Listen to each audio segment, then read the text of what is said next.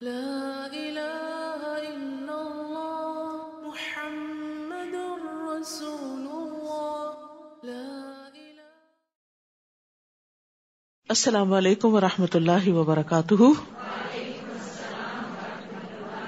کیا حال ہے آپ کا؟ الحمدللہ. نحمده ونصلی علی رسولہ الکریم، اما بعد فاعوذ باللہ من الشیطان الرجیم. بسم اللہ الرحمن الرحیم. رب اشرح لی صدری ویسر لی امری واحلل عقدۃ من لسانی یفقہوا قولی. قیامت کے دن قرآن مجید سفارشی بن کے آئے گا. ابو امامہ باہلی رضی اللہ عنہ سے مروی ہے، وہ کہتے ہیں کہ میں نے رسول اللہ صلی اللہ علیہ وسلم کو فرماتے ہوئے سنا، قرآن کی تلاوت کرو، بلا شبہ قیامت کے دن یہ اپنے ساتھیوں کی سفارش کے لیے آئے گا. تو اس لیے قرآن پڑھتے رہنا چاہیے، قرآن کے ساتھ تعلق مضبوط رہنا چاہیے. زندگی کا کوئی دن ایسا نہ گزرے کہ جس میں انسان قرآن سے تعلق نہ رکھتا ہو. قاری قرآن کے لیے عزت کا تاج اور اللہ کی رضامندی ہے. ابو ہریرہ رضی اللہ عنہ سے روایت ہے کہ نبی صلی اللہ علیہ وسلم نے فرمایا، قیامت کے دن قرآن آئے گا اور کہے گا، اے میرے رب، اس قاری قرآن کو زیور پہنا دے. تو اس شخص کو عزت کا تاج پہنایا جائے گا. امیجن کریں کہ وہ کتنا خوبصورت ہوگا. پھر قرآن کہے گا، اے میرے رب، اس میں اضافہ فرمائے، یعنی ابھی اور بھی. تو اس کو عزت کا لباس پہنا دیا جائے گا. پھر قرآن کہے گا، اے میرے رب، اس سے راضی ہو جائیں. تو اللہ تعالیٰ اس شخص سے راضی ہو جائے گا. پھر اس سے کہا جائے گا، قرآن پڑھتے جاؤ اور جنت کے درجات چڑھتے جاؤ. ہر آیت کے ساتھ ایک نیکی بھی زیادہ کر دی جائے گی. ہر آیت کے ساتھ ایک درجہ بلند کر دیا جائے گا. والدین کے سر پر نور کا تاج پہنانے کا باعث ہوگا. بریدہ رضی اللہ عنہ سے روایت ہے، وہ کہتے ہیں کہ رسول اللہ صلی اللہ علیہ وسلم نے فرمایا، جس نے قرآن پڑھا اور سیکھا اور اس پر عمل کیا، یعنی صرف حافظ قرآن ہونا کافی نہیں، من قرأ القرآن وتعلم وعمل به، تو اس کے والدین کو قیامت کے دن نور کا ایسا تاج پہنایا جائے گا جس کی روشنی سورج کی روشنی کی طرح ہوگی. اور اس کے والدین کو ایسے 2 ریشمی ہلے پہنائے جائیں گے، یعنی لباس، کہ پوری دنیا بھی ان 2 ہلوں کی قیمت کے برابر نہ ہوگی، یعنی اتنے قیمتی اور اتنے مہنگے ہوں گے. وہ دونوں کہیں گے، یہ ہمیں کیوں پہنایا گیا؟ تو کہا جائے گا، تمہارے بچے کے قرآن حاصل کرنے کی وجہ سے. آج ہم اپنے بچوں پر دنیا کی ڈگریاں حاصل کرنے کے لیے تو بے پناہ خرچ کرتے ہیں، لیکن اگر وہ قرآن کی تعلیم حاصل کرنا چاہیں تو بعض اوقات فیسیلیٹیٹ نہیں کرتے. یہاں سوال یہ پیدا ہوتا ہے نا کہ صاحب قرآن کے درجے تو بلند ہوں گے، ہر آیت کے بدلے درجہ بلند ہوگا، لیکن والدین کے کیوں ہوں گے؟ صرف اس لیے نہیں کہ انہوں نے پیدا کیا، اس لیے کہ انہوں نے اپنے بچے کو فیسیلیٹیٹ کیا. کوئی بھی بچہ حافظ قرآن، عالم قرآن بن نہیں سکتا جب تک اس کے ماں باپ کا اس پر ہاتھ نہ ہو اور وہ مسلسل اس کے لیے اپنا خون نہ چلا رہے ہو. کیونکہ بچہ ہی حفظ نہیں کرتا، ماں باپ کو شاید اس سے دگنی محنت کرنی پڑتی ہے. تو وہ اس کا ایک اعزاز ہوگا اور اس کا ایک بدلہ ہوگا کہ اس کو قیامت کے دن اتنا بڑا اجر ملے گا. 16واں پارہ. اعوذ باللہ من الشیطان الرجیم. بسم اللہ الرحمن الرحیم. قال ألم أقل لك إنك لن تستطيع معي صبرا قال إن سألتك عن شيء بعدها فلا تصاحبني قد بلغت من لدني عذرا. شروع کرتی ہوں اللہ کے نام سے جو بے انتہا مہربان نہایت رحم فرمانے والا ہے. قال الم اقل لك انك لن تستطيع معي صبرا. خضر علیہ السلام نے کہا، میں نے کہا نہ تھا کہ تم میرے ساتھ کبھی صبر نہ کر سکو گے؟ تو حصول علم کے لیے صبر شرط ہے. موسیٰ نے کہا، اگر اس کے بعد میں نے کوئی بات پوچھی تو پھر مجھے اپنے ساتھ نہ رکھنا، اب میری طرف سے آپ پر کوئی عذر باقی نہ رہے گا. چنانچہ پھر وہ دونوں چل کھڑے ہوئے اگلی مہم کی طرف، یہاں تک کہ وہ دونوں ایک بستی والوں کے پاس آئے اور ان سے کھانا مانگا. مگر ان لوگوں نے ان کی ضیافت کرنے سے انکار کر دیا۔ وہاں انہوں نے ایک دیوار دیکھی جو گرا چاہتی تھی، خضر نے اس دیوار کو پھر سے قائم کر دیا۔ موسیٰ نے خضر سے کہا اگر آپ چاہتے تو ان سے اس کام کی اجرت لے سکتے تھے۔ خضر نے کہا اب میرا اور تمہارا ساتھ ختم ہوا، اب میں آپ کو ان باتوں کی حقیقت بتاتا ہوں جن پر آپ صبر نہ کر سکے۔ کشتی کا معاملہ تو یہ تھا کہ وہ چند مسکینوں کی ملکیت تھی۔ تو اس سے مسکین کی ڈیفینیشن کا بھی پتہ چلتا ہے کہ بعض اوقات زکوٰۃ کا مستحق کوئی ایسا شخص بھی ہو سکتا ہے۔ آپ کو معلوم ہے نا کہ زکوٰۃ کے مستحق میں فقراء اور مساکین ہیں، تو مسکین کون ہوتا ہے؟ مسکین وہ ہوتا ہے جس کے پاس ہو لیکن انف نہ ہو۔ بعض لوگ یہ سوال لے کر آتے ہیں کہ وہ ہماری بہن ہے، ان کے پاس گھر تو ہے لیکن شوہر فوت ہو گئے ہیں، بچوں کا کوئی بزنس نہیں، کھانے کو بھی نہیں، تو اب کیا کیا جائے؟ ان کے پاس گھر ہے، تو گھر ہونے سے کوئی شخص مسکین کی کیٹیگری سے باہر نہیں آتا اگر اس کے پاس کھانے پینے اور بیسک ضروریات کے لیے نہیں۔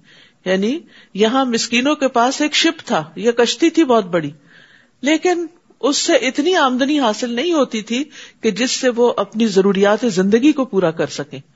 تو اس لیے بعض اوقات کسی شخص کے پاس کوئی پراپرٹی ہو سکتی ہے، وہ سیل ہی نہ ہو رہی ہو، لیکن 2 وقت کا کھانا نہیں ہے اس کے پاس، تو ایسی صورت میں اس شخص کو زکوٰۃ دی جا سکتی ہے۔ ہاں، جس کے پاس ڈیلی آمدنی یا ماہوار یا ویسے اس کے پاس بہت کچھ ہے تو پھر وہ مسکین نہیں ہوتا۔ کشتی کا معاملہ تو یہ تھا کہ وہ چند مسکینوں کی ملکیت تھی جو دریا پر محنت مزدوری کرتے تھے۔ میں نے چاہا کہ اس کشتی کو عیب دار کر دوں، کیونکہ ان کے آگے ایک ایسا بادشاہ تھا جو ہر کشتی کو زبردستی چھین لیتا تھا۔ تو بات یہ ہے کہ بعض اوقات زندگی میں ایسے نقصان ہو جاتے ہیں کہ انسان کو اس کی مصلحت اور حکمت سمجھ میں نہیں آتی اور انسان اس پر پریشان ہوتا ہے کہ ایسا کیوں ہو گیا میرے ساتھ۔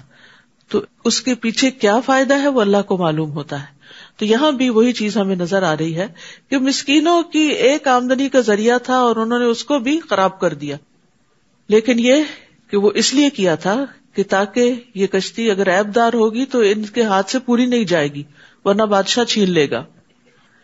اور لڑکے کا قصہ یہ ہے کہ اس کے والدین مومن تھے۔ ہمیں اندیشہ ہوا کہ یہ لڑکا اپنی سرکشی اور کفر کی وجہ سے ان پر کوئی مصیبت نہ لا کھڑی کرے۔ تو اللہ سبحانہ وتعالیٰ کس طرح اپنے دوستوں کے لیے حسن تدبیر کرتا ہے۔ بظاہر تکلیف دہ معاملہ ہوتا ہے لیکن اس کے باطن میں اللہ کی رحمت ہوتی ہے۔ تو مومن کے لیے اللہ کی تقدیر اپنی خواہش سے بہتر ہوتی ہے۔ یعنی بعض اوقات آپ کی خواہشات ہوتی ہیں، آپ دعائیں کرتے ہیں، مثلاً کوئی عورت پریگننٹ ہوتی ہے، وہ اپنے آنے والے بچے کے لیے دعائیں، اس کی صحت کے لیے، اس کی زندگی کے لیے بہت سی دعائیں کرتی ہے، اس کو بہت سے خواب دیکھتی ہے، میں اپنے بچے کو یہ بناؤں گی، ایسا اور ایسا کروں گی، لیکن جب بچہ پیدا ہوتا ہے تو وہ بیمار ہوتا ہے یا معذور ہوتا ہے تو اس کے دل کے اندر ایک ڈاؤٹ آ جاتا ہے کہ کیا میری دعائیں قبول نہیں ہوئی یا مجھے دعائیں کرنی نہیں چاہیے۔ تو ایسا نہیں، بات یہ ہے کہ اللہ کو معلوم ہے کہ ماں کیا چاہتی ہے اور بچے کے حق میں کیا بہتر ہے، یا پھر اس ماں ہی کے حق میں آئندہ اس بچے کی وجہ سے کتنی بھلائیاں لکھی ہوئی ہیں جو اس کے بغیر حاصل نہیں ہو سکتی۔ تو یہاں پر بھی ہمیں یہ نقطہ یاد رکھنا چاہیے کہ بہت دفعہ ہماری دعاؤں کے برعکس ہمارے کام ہو جاتے ہیں، ہماری خواہشات کے برعکس چیزیں ہو رہی ہوتی ہیں، ہم ایک چیز چاہتے ہیں، اس سے محبت کرتے، وہ ہمیں حاصل ہی نہیں ہوتی۔ قتادہ کہتے ہیں کہ جب یہ لڑکا پیدا ہوا تھا تو اس کے والدین بہت خوش ہوئے تھے، اور جب وہ قتل ہوا تو بہت غمگین ہوئے۔ آپ سوچئے ایک بیٹا ہو کسی کا اور وہ بھی بڑی دعاؤں اور تمناؤں سے لیا گیا ہو، اور پھر اس کے بعد اس کو قتل کر دیا جائے تو ماں باپ کے دل پر کیا بیتے گی۔ ایسے کئی واقعات آپ سنتے ہیں۔ تو یہاں بھی یہی ہوا، لیکن یہاں حکمت کیا تھی کہ اگر یہ لڑکا زندہ رہتا تو اس کے والدین تباہ ہو جاتے۔ چونکہ والدین نیک تھے تو اللہ تعالیٰ نے ان کو ایک بڑی آفت مصیبت سے بچا لیا جو ان کے اپنے گھر میں پیدا ہو گئی تھی۔ تو اس لیے انسان کو اللہ کی تقدیر پر راضی رہنا چاہیے، کیونکہ مومن کے لیے اللہ کی تقدیر جسے وہ ناپسند کرتا ہے، بعض اوقات ہمارا دل بہت گھٹتا ہے نا کہ یہ چیزیں ایسے کیوں ہو رہی ہیں، تو وہ اس تقدیر سے بہتر ہے جسے وہ پسند کرتا ہے۔ یعنی بندہ جو چیز اپنے لیے چاہتا ہے اس سے بہتر ہے جو اللہ کا فیصلہ ہوتا ہے، بظاہر تکلیف دہ ہی کیوں نہ ہو۔ رسول اللہ صلی اللہ علیہ وسلم نے فرمایا جس بچے کو خضر علیہ السلام نے قتل کیا تھا وہ کافر پیدا ہوا تھا، اگر وہ زندہ رہتا تو اپنے والدین کو سرکشی اور کفر پہ مجبور کر دیتا، تو ماں باپ کا بھی ایمان جاتا، کیونکہ بعض اوقات ماں باپ بچوں کی محبت کے ہاتھوں انہی کا دین یا انہی کے طریقے اختیار کر لیتے ہیں۔ اور یہاں یہ بھی یاد رکھیے کہ کبھی بھی تقدیر کے فیصلے پہ اللہ کو الزام نہ دیں کہ وائی می، اللہ آپ نے میرے لیے یہ کیوں لکھا یا یہ چیز کیوں زندگی میں پیش آئی۔ عبادہ بن صامت سے روایت ہے، وہ کہتے ہیں کہ ایک آدمی نبی صلی اللہ علیہ وسلم کے پاس آیا اور کہنے لگا اللہ کے نبی کون سا عمل افضل ہے؟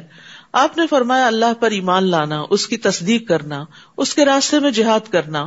اس نے کہا اللہ کے رسول میں اس سے آسان عمل چاہتا ہوں، یعنی میرے میں اتنی ہمت نہیں کہ یہ سب کچھ کر سکوں۔ آپ نے فرمایا عفو درگزر کرنا اور صبر کرنا۔ اس نے کہا اللہ کے رسول میرا ارادہ تو اس سے بھی آسان عمل کا ہے۔ آپ نے فرمایا کہ اللہ تمہارے بارے میں جو فیصلہ کر دیں اس پر اللہ تبارک و تعالیٰ کو الزام نہیں دینا، یعنی کچھ بھی زندگی میں پیش آ جائے تو یہی سوچنا کہ اس میں بھی خیر ہوگی، میرے رب نے مجھ پہ ظلم نہیں کیا، اس میں بھی کوئی حکمت ہے، کوئی مصلحت ہے۔ رضیت باللہ ربن، یعنی جب دل بھر آئے، جب دل پریشان ہو، جب چیزیں مرضی کے مطابق نہ ہو تو یہ کلمہ اونچی آواز میں پکارتے رہا کرے، رضیت باللہ ربن، میں اپنے رب کے رب ہونے پر راضی ہوں، مجھے کوئی اعتراض نہیں، میں بالکل بھی ناراض نہیں ہوں۔ تو اللہ سبحانہ وتعالیٰ اس شخص کا دل بھی رضا سے بھر دے گا پھر، اور قیامت کے دن بھی اس سے راضی ہو جائے گا۔ فَأَرَدْنَا أَن يُبْدِلَهُمَا رَبُّهُمَا خَيْرًا مِّنْهُ زَكَاةً وَأَقْرَبَ رُحْمًا، لہٰذا ہم نے چاہا کہ ان کا رب اس لڑکے کے بدل انہیں اس سے بہتر لڑکا عطا کرے جو پاکیزہ اخلاق والا اور قرابت کا بہت خیال رکھنے والا ہو، یعنی والدین کے حق میں صلہ رحمی کرنے والا ہو۔ اور دیوار کی بات یہ ہے کہ وہ 2 یتیم لڑکوں کی تھی جو اس شہر میں رہتے تھے۔ اس دیوار کے نیچے ان کے لیے خزانہ دفن تھا اور ان کا باپ ایک صالح آدمی تھا، لہٰذا آپ کے رب نے چاہا کہ یہ دونوں یتیم اپنی جوانی کو پہنچ کر اپنا خزانہ نکال لیں۔ یہ جو کچھ میں نے کیا سب آپ کے رب کی رحمت تھی۔ خضر نے خود کو کریڈٹ نہیں دیا، رب کی رحمت بتائی، میں نے اپنے اختیار سے کچھ بھی نہیں کیا، یعنی یہ تو اللہ کے احکام تھے جو میرے پاس آئے تھے اور میں ان احکامات کی پیروی کر رہا تھا۔ یہ ہے ان باتوں کی حقیقت جن پر آپ صبر نہ کر سکے۔ تو اللہ تعالیٰ کے احکامات 2 طرح کے ہوتے ہیں، ایک شرعی احکامات ہوتے ہیں جو پیغمبروں کو وحی کے ذریعے دیے جاتے ہیں قرآن کی شکل میں، حدیث کی شکل میں، اور ایک کونی احکامات، تکوینی احکامات کہ جو کائنات سے متعلق ہوتے ہیں۔ اس کے لیے اللہ تعالیٰ نے اپنے فرشتے مقرر کر رکھے ہوتے ہیں کہ جن کے ذریعے وہ ان احکامات کی تعمیل کرواتا ہے۔ اب آپ دیکھیے کہ موسیٰ علیہ السلام کے لیے چونکہ حضرت خضر جو تھے وہ ایک انسان کی شکل میں یہ سارے کام کر رہے تھے تو انہیں بڑے اچنبھے لگ رہے تھے، یعنی حیرت ہو رہی تھی کہ یہ سب کچھ کیا ہو رہا ہے اور کیوں ہو رہا ہے اور یہ کچھ ٹھیک نہیں ہو رہا۔ حالانکہ اسی طرح کے بہت سے کام فرشتے ہر وقت کر رہے ہوتے ہیں، کسی کی جان لے رہے ہیں، کہیں عذاب لا رہے ہیں، کہیں بارش برسا رہے ہیں، کہیں بجلی کڑک رہی ہے، کہیں کچھ ہو رہا ہے، تو ہم میں سے کوئی یہ نہیں کہتا کہ دس از انفیئر، وہ کہتے ہیں دس از پارٹ آف لائف۔ تو خضر علیہ السلام نے جب کیا تو وہ ان کو عجیب لگ رہے تھے، لیکن جب بھی کوئی شخص اللہ کے حکم سے کوئی کام کرتا ہے، وہ انسان ہو، وہ فرشتہ ہو، وہ پیغمبر ہو، ہماری عقل میں اگر وہ نہیں سماتا، ہماری عقل سے وہ بالا ہے، تو اس پر ہمیں اللہ کے فیصلوں پہ راضی ہو جانا چاہیے، اس پر ایمان لے آنا چاہیے، کیونکہ اسی کے اندر خیر ہوتی ہے۔ اور یہاں جو آخری واقعہ پیش آیا کہ جس بستی والوں نے انہیں کھانا نہیں دیا، وہاں خضر نے ایک دیوار بنا دی۔ یہ دیوار کیوں بنائی گئی تھی؟ یتیم بچوں کے خزانے کو محفوظ کرنے کے لیے، اور کہا جاتا ہے کہ وہ باپ عالم تھا اور بچوں کے لیے بہت سی کتابیں چھوڑ کر گیا تھا جو وہ اس کے نیچے تھیں، یعنی خزانے سے مراد صرف مال دولت نہیں تھی بلکہ علم کا خزانہ تھا، کیونکہ علم کی دولت دنیا کی دولت سے کہیں زیادہ بہتر ہوتی ہے۔ باقی دولت تو انسان کے ہاتھ سے چلی جاتی ہے، لیکن علم جو ہے وہ انسان کے ساتھ قبر میں بھی جاتا ہے۔ یہاں سے ایک اور بڑی اہم بات پتہ چلتی ہے، وہ یہ کہ نیک آدمی کی اولاد کی حفاظت کی جاتی ہے، یعنی آپ اگر نیک کام کرتے ہیں، اچھے کام کرتے ہیں، تو اس کا صلہ اگر آپ کو اپنی زندگی میں نظر نہیں آتا تو آپ اولاد کی خوشیوں کی شکل میں دیکھیں گے، اور والدین کی نیکیوں اور اس کی عبادت کی برکت سے اولاد کو دنیا اور آخرت میں بھلائیاں ملتی ہیں، کیونکہ دنیا میں وہ ان کے نام سے کماتا ہے اور آخرت میں وہ والدین کی سفارش کا بھی حقدار ہو سکتا ہے. یعنی اگر اولاد اتنی نیک نہیں، ماں باپ بہت نیک تھے، تو اولاد کے حق میں سفارش کریں، جیسے حافظ قرآن کو شفاعت کا حق ملے گا، یا اسی طرح اور بھی. اور پھر اولاد کے جنت میں بھی درجے بلند کیے جائیں گے اپنے والدین کی ملاقات کے لیے. اور والدین کی نیکیوں کے سبب اولاد کی بعض پریشانیاں بھی دور ہوتی ہیں. ان کی دعائیں بھی اولاد کے حق میں جب قبول ہوتی ہیں تو والدین کے لیے باعث اطمینان ہوتی ہیں. کسی کا کہنا ہے کہ جب بھی میں کسی سلجھے ہوئے خوشحال نوجوان کو دیکھتا ہوں تو مجھے یقین ہو جاتا ہے کہ ضرور اس کا باپ صالح اور نیک آدمی ہوگا، تب یہ بچہ اتنا سلجھا ہوا ہے. اور مجھے اس آیت کی صداقت نظر آنے لگتی ہے، وَكَانَ أَبُوهُمَا صَالِحًا. تو باپ اگر نیک ہو تو فائدہ دنیا میں ہی اولاد کو ہونے لگتا ہے. ڈاکٹر نبیل عوضی کہتے ہیں کہ مجھے جب نوافل کی ادائیگی میں سستی اور کاہلی ہونے لگتی ہے تو مجھے اپنے بیٹے کی دنیا کی پریشانیاں یاد آتی ہیں کہ کہیں نوافل کی ادائیگی میں میری سستی میری اولاد کی پریشانی کا باعث نہ بنے. یعنی بچے ایگزام کے لیے پریشان ہیں، پڑھائی میں، بزنس میں، جاب میں، اپنی فیملی لائف میں، اپنے بچوں کی وجہ سے پریشان ہیں. تو آپ دیکھیے کہ جب والدین بزرگ ہو جاتے ہیں تو ان کا کام پھر کیا رہ جاتا ہے؟ دعائیں اور نوافل اور عبادت. اور سب سے زیادہ تڑپ کے جو ماں باپ کی دعائیں ہوتی ہیں وہ اولادی کے لیے نکلتی ہیں. تو اس لیے وہ کہتے ہیں کہ کان ابوہما صالحا، اگر ماں باپ نیک ہوں گے، خصوصاً اگر باپ نیک ہوگا تو پھر اس کے اثرات جو ہے، یہ نہیں کہ ماں نہیں، لیکن یہاں باپ کا چونکہ لفظ استعمال ہوا ہے اس لیے ظاہری معنی کے اوپر. عبداللہ بن مسعود رضی اللہ عنہ جب رات میں نوافل ادا کر رہے ہوتے تھے تو اپنے چھوٹے بچے کو سویا ہوا دیکھ کر کہتے تھے، من اجلک یا بنیا، اے میرے بیٹے یہ تیرے روشن مستقبل کے لیے، یعنی میں نفل پڑھ رہا ہوں. اور روتے ہوئے اللہ تعالیٰ کا یہ قول پڑھتے تھے، وَكَانَ أَبُوهُمَا صَالِحًا، کہ ان بچوں کا جن کا خزانہ محفوظ ہوا ان کا باپ نیک تھا، تو میں اس لیے نیک بن رہا ہوں تاکہ میری اولاد کو پریشانی نہ ہو. ابن مسیب کہتے ہیں، اے میرے بیٹے بے شک میں نے تیرے فائدے کی خاطر اپنی نماز کی رکعتیں یا قیام زیادہ کر لیا. یعنی بچوں کے فائدے کے لیے نمازیں زیادہ کر دی، اور یہ نوافل، فرض تو سب کے اپنے اپنے ہی ہوتے ہیں، نوافل زیادہ کر لیے اس امید پر کہ تمہارے بارے میں میری حفاظت کی جائے گی، نہیں مجھے تمہاری طرف سے کوئی پریشانی نہیں دیکھنی پڑے گی. یاد رکھیے اولاد کی پریشانی جو ہوتی ہے وہ ماں باپ کو اپنی پریشانی سے بھی آگے ہوتی ہے. وہ اپنے آپ کو بھول جاتے ہیں، اپنا دکھ بھول جاتے ہیں، لیکن بچوں کا دکھ ان سے دیکھا نہیں جاتا. تو پھر وہ یہی آیت تلاوت کرتے تھے، وَكَانَ أَبُوهُمَا صَالِحًا. تو یاد رکھیے کہ جب اپنے بچوں کے اندر کوئی خرابی دیکھیں، ان کے اندر بگاڑ دیکھیں، ان کے اندر دین سے دوری دیکھیں، تو اپنی نماز، اپنی عبادت، اپنا صدقہ خیرات اور اپنی اصلاح کی طرف توجہ دیں. تو انشاءاللہ جب آپ کے اندر خیر آئے گی تو وہ خیر بچوں میں بھی ٹرانسفر ہوگی، وہ بھی اس سے فائدہ اٹھائیں گے. اور اکثر لوگ بچوں کو یہ تانا بھی دیتے نا، تم کیا ہو، تم تو اپنے ماں باپ کی وجہ سے ہی سب کچھ ہو. تو یہ ہر ایک کے لیے ہوتا ہے، کسی خاص بچے کے لیے نہیں ہوتا.